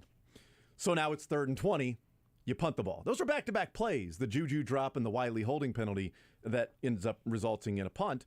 Third quarter, they're down 14-9. They're at their own 37. The interception happens.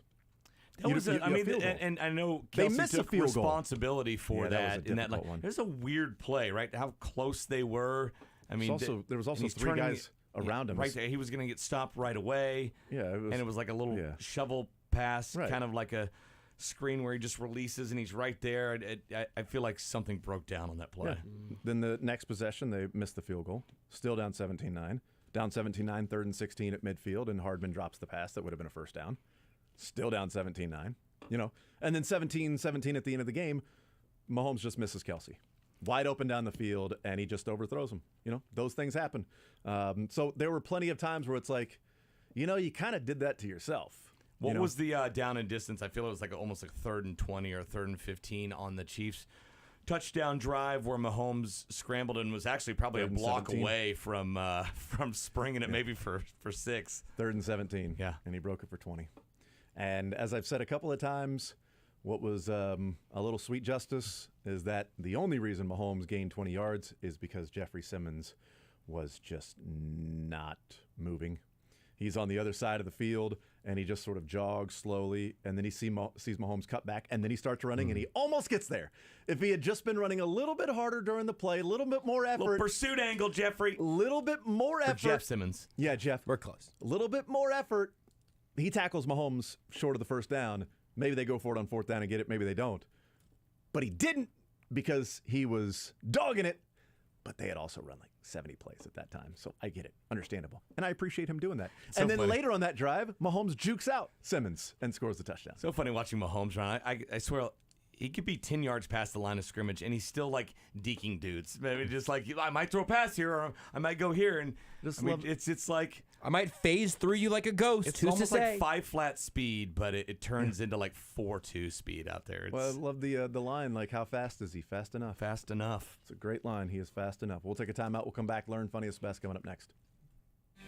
Follow the show on Twitter at J810Anderson, at JB Brisco, at Beards McFly, and at Sports Radio 810.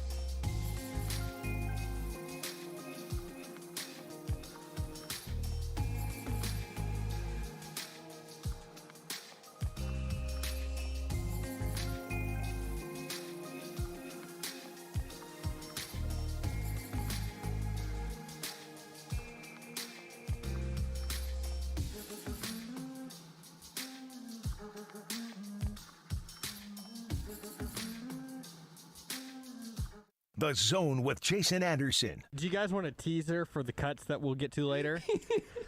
Yes. By chance? Yes. They might or might not involve some McNipples later. Okay. McNipples. Like Right. mix nipples or a McNipple? Is that like Could I get a large unsweetened tea and some McNipples? Take You want 6 or 12? Take a Big Mac and 6-count honey. McNipple? Do you want the Mc? Yeah, let's get 2 McNipples. We got a coupon. Kids? No? Okay, no big deal. Nope. All right, just Want honey mustard or sweat with that? Kids want a McNipple. Weekdays from 10 to 2 on Sports Radio 810 WHB.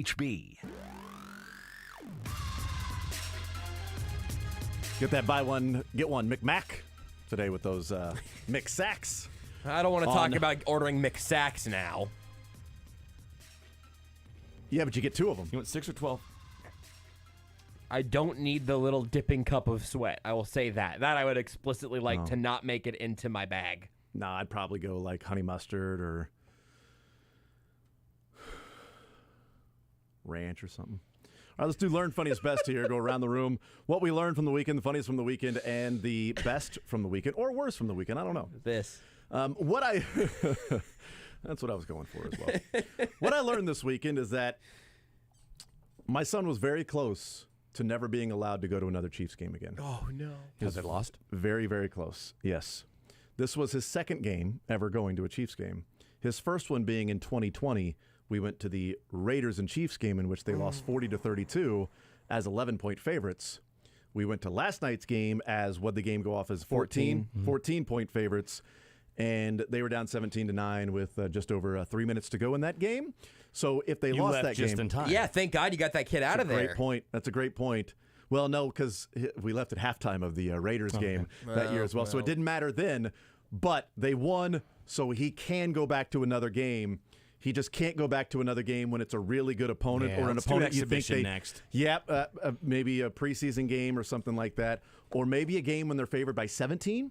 You know, because 11 they lose. 14, they barely win. 17, comfortable. We can leave in the fourth quarter. Doesn't matter. That we got to find that happy medium. Just get the seats, like get the Jordan Love's mom seats, and get him a parachute, and just say, son, if in the third quarter the Chiefs are not leading this game, you just gotta. We'll pull the string. We're gonna push you out of there, and we're gonna get you out of the stadium. He'll have a great time. I feel like it would be just as easy to walk out of the stadium. I don't know why I have to. Well, then you gotta get him out quick. Yeah. Quick. You got to have it at the drop of a hat. You can't have Mahomes throw a pick and then the defense allow a touchdown. Kind of feel like from the end of the third quarter to the fourth quarter, there's plenty of time for me to walk out with my son to be outside of the stadium. You don't want to chance it. You got to be prepared, man. What if it's in the middle of the third quarter? Again, Mahomes pick, they're down by 10. You cannot risk it. I literally got to hit the eject button or the parachute. Yes. Got to pull the cord. Yeah. Have you spanked him over this? Have you considered spanking him? No, I haven't and haven't considered. Okay, well. You mean hitting? Spanking. No, you mean hitting. No, spanking a bottom. You mean striking your child? Yeah, on the bottom, yeah. Oh, I spanked the crap out of my kids. Awesome. Yeah. You hit him. No. Oh, we're going to be all judgy here? No, I'm just saying there's just different ways of... Spanking, yeah. Or hitting. You're calling it hitting to make it seem worse, though, aren't you? But you're calling it spanking to sort of justify doing it. Well, that's what the act is, if you look up the definition. And hitting, it's the same thing. Is it? I didn't get arrested for it. Is it the same thing? Ask SRS. Call him up. Mick loves spanking. This is not new information to anyone who's it listened just to Mick depends on what before. time of night. It's just God. Giving or receiving, Mick's a spanker. All right, what did you... I miss those days. Spank him. All right, Josh, what did you learn? You never spanked your kid? No. Oh, man. Nope. He's going to be a brat. I learned maybe that's why they're losing, right? You got to put out good vibes into the world. Okay? All right, next time the Chiefs games they go to, this will create a nice environment in Kansas City. Test. Okay. Yeah, hey, if the Chiefs lose, if the Chiefs just even go down by a touchdown, just smack your kid. Just give your kid one good. That'll create a real nice feedback loop in Kansas City. I think. I learned that Philadelphia became the first city to lose 2 major sports championships on the same day. I learned a lot more this segment, but that's what I learned over the weekend. Is that the Philadelphia Union lost the MLS championship the same day that the Phillies lost the World Series. So that's a new thing for Philly to hang their hat on. The city of Philadelphia, in the middle of the week last week, leading the World Series 2-1. Yep. The Eagles were undefeated. Yep. And they were playing for the MLS championship coming up that Saturday. The Eagles are still undefeated. Eagles beat the Texans. That's, still undefeated. That's something. Still undefeated are the Eagles. Did the did the Chiefs ever play any of the teams in the same cities the Royals are playing, like in those 14 and 15 runs? They didn't. No, because I saw the last time it had happened was maybe before that. Yes. Okay. Last time it happened was. I'm gonna look this up, but the last time it happened was 07. So I take their word for it. I know it didn't happen in 14 or 15. Yeah. What did you learn, Mick? I learned that lots of old friends still have my phone number, even ones that I haven't heard from in a long, long time. And when Oklahoma State loses to Kansas, they feel the need to reach out. Hey, old friend, good to hear from you. Random on this Saturday that we haven't touched base since the last time a team played another team in multiple sports, which was like before 2014. Awesome to hear from you. Thanks so much for reaching out. I love that I'm the only one of your friends that's an Oklahoma State fan. Okay, so many old friends touching base, right? Just reconnecting. All these people texting and calling. What did we win the lottery, honey? What happened? I felt like with great friends. Only a couple of reasons why people would call me. Great friends. Well, speaking of, I think I've got my ticket right won here. the Great Friends lottery. Did you win it? No, I never played the lottery. Oh, really? But you finally did? I didn't even know how to get a ticket. I'm like, hey, how do I get a Powerball That's where ticket? I would be. I'd have to ask somebody. There's like, Uber it? The guy's like, do I order it? the guy's like, I'll just give you one. I'm like, okay, cool. Yeah. Not to give me one, but for a price. Oh, there we go. If I can't do it on my phone, I'm not interested. I'll bet $1,000 on Should be able to do it on your Chiefs phone. Jags live line. I don't care. 3D printer, you can print that thing. Exactly. Let me print the.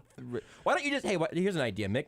Why don't you just take that ticket and then white it out and then print the winning numbers on it after you know them? Yep, that should work. And the barcode wouldn't even matter. They'll just look at it and give you all the money. You can probably fix that also. I don't know. Just say, hey, here's the winning ticket. They're not gonna check. Why would At they some care? point, we just got to start repeating barcodes, right? There can be only so many combinations. Yeah, absolutely. Great point. I don't know, but Listen, I'm horrible with the numbers, but even I know I don't have like a 1 in 100 chance of winning this thing. Yeah, something like that.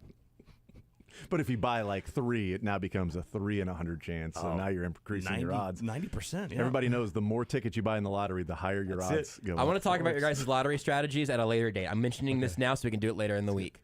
Beards, what'd you learn? I learned that Josh and I are the only ones allowed to make picks for the show going forward.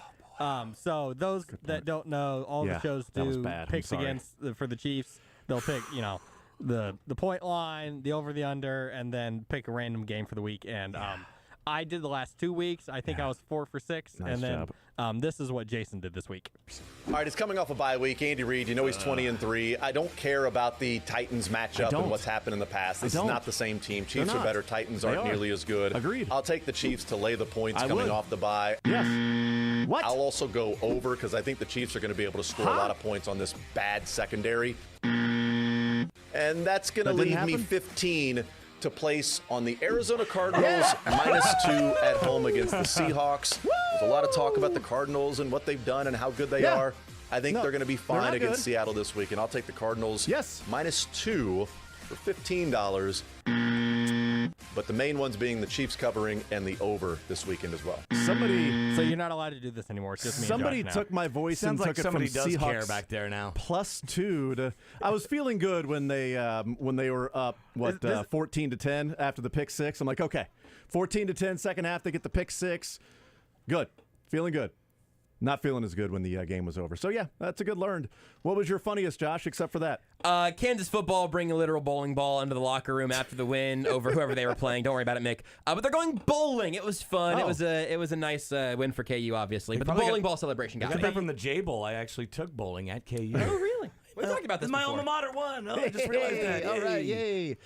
Big day for you, right? You were happy? You must have been very happy. Celebratory text. And then the week before, my son's college won over Oklahoma State. So that's great. Nice. Hey, real quick breaking news. It sounds like Josh Allen likely to be limited this week because of his elbow injury per Ian Rappaport. Okay, all right, Mr. Limited. Am I funny? You're funniest. It's a callback to a couple weeks ago. Mike Leach during the Auburn game was actually taking the folding chairs where his receivers were supposed to sit, and he folded them up and he put them down because the receivers are still so bad that he felt like they weren't deserving of a place to sit on the sideline. They blew a 3-score lead, and he folded up the chairs and put them on the ground. But they still won, so everything's good. They did win. Your funniest from the weekend, Beards? Mine was from last night. It was during, I think, very late in the fourth quarter of the Chiefs game when they pan over to the sideline and Derrick Henry is standing there with a sad look on his face, and Chris Collinsworth was like, yeah, well, it's your franchise player, and he's got to be on the sideline when it's a late game. And it made me laugh. That's great. My funniest, you know what, shocker, I've got a couple. Sorry, Beards. Let's play this clip. Really? This comes from Postgame in the World Series, Game 6. This is Luis Garcia being interviewed by a TV station in Houston. I'll find the call letters for you. But just make some up. KSHB. KSHB in Houston. KBA set. This is Luis Garcia being interviewed after the game. I hear you love water parks. Are you going to celebrate by going to a water park? I don't know yet, but maybe. Awesome. Wait, that's it? That was it. Okay. I hear you love water parks. Are you going to celebrate by going to a water park? I thought you were going to do the interview of them asking a Houston fan, what do you think about did you see that one? Yes. Also, my other funny was the New York City Marathon Spectator, where the New York City marathoners were running and, they hand them water. There was a guy right after that had a bong out and a lighter. Amazing. Wow, that's hilarious. Anybody take? No, nobody did. Ran right by it after getting the water. He was holding the bong and the lighter, and they all ran by him. It was weird. Being a good friend. Yes. What was your best from the weekend, Mick?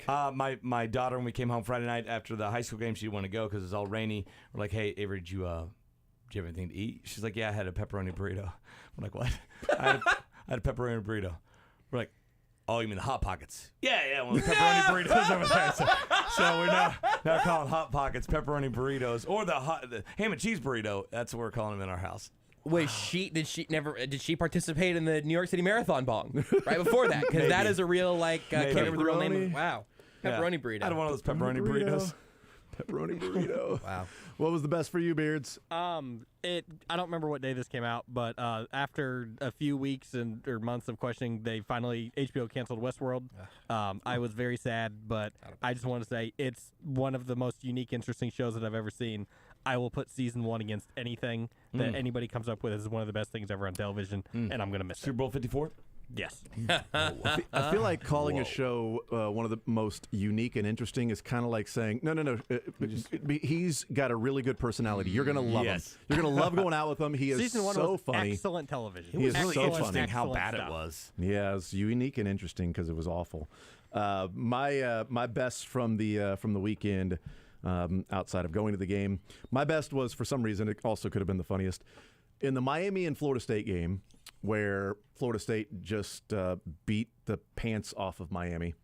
There was a Miami defensive player who was laying down after a play, and the Florida State offensive player had his legs over from his right leg to his left shoulder, and they were laying there waiting to get up, and the Miami player started playing the guitar Awesome. on the guy's legs. I wish there was more audio or something, but he just starts holding his leg and starts playing the guitar on it. They lost by 30, but still, that was fun. What was your best from the 3 weekend? decades ago, they would have started like a brawl That's in that exactly situation. right. Let's see how far Miami's Guy come. would have then kicked his leg towards the guy. Sportsmanship now. That's right. I had a great time at the New York City Marathon. Take the show with you by listening live on 810WHB.com, in the 810 mobile app, or by subscribing to The Zone wherever you get your podcasts.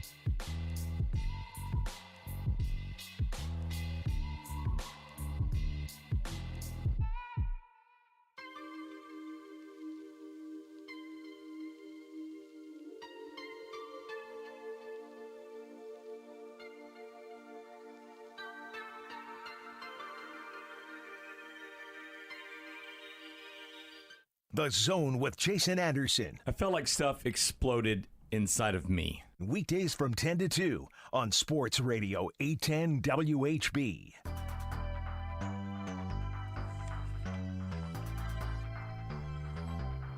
Also had another funniest where somebody had tweeted that somebody walked by the set and said, "Hey, there's Mitch Holthus," to you.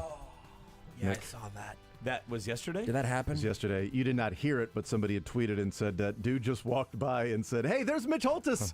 So they were walking by, and he was very excited to see Mitch. He walked by, like, put the hammer down, baby. Oh, no. That would have been actually Mitch Holthus. He just called Mick.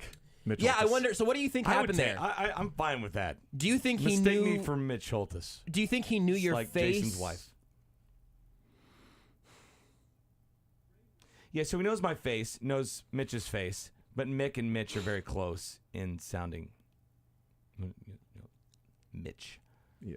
But Holthus and Schaefer don't sound the same. So my question was, would you let's play this game. Would you rather that be someone who knows you but doesn't remember your name and just goes, "Oh, it's Mitch Holthus," or would you rather it be someone who just legit thought you were Mitch Holthus for some reason? They could have picked, just bottom level sports type, quote unquote, celebrities in town like a Soren Petro, and that would be insulting. Got it. But to call me royalty like Mitch Holthus, Right. No, I think the person knew who you were, recognized you, and then just said the wrong name because they're at a Chiefs game. Said Mitch Holthus instead of Mick Schaefer. It was probably Which has completely happened sober. before. How many, also, you've been called Mitch before instead of Mick. Yeah, they usually don't double down with the Holthus, but yes, I get Mitch a lot. You know, something else you guys have in common: getting called Mitch and you'd rather not be. That's right. I saw Mitch last night. We talked about Smith cool. Center football. Did you? That's great. He likes to talk about high school football. Big fan. He is a big fan of it.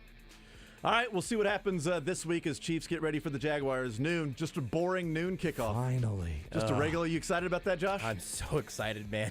I was going to say I would look like a new man when I got here on Monday, but I'm off the next week. It's incredible. You're not going to see me. I'm going to leave a real void here. Mick, be prepared to do some real work. Oh, you really are off that next week? Yeah. Are you allowed to be off that next week? I don't know. I'm just leaving. Oh, okay. Just leaving a Josh-shaped cloud in the hall, and maybe I'll come back. Looney Tunes. Well, you'll be missed. I know that. Kool-Aid Man. Yeah, you'll definitely be missed. Everybody will be wondering, where's there. Josh? Yeah, Mick's going to sit right there. Whoa. Program next. Maybe stay in that seat. Get ready.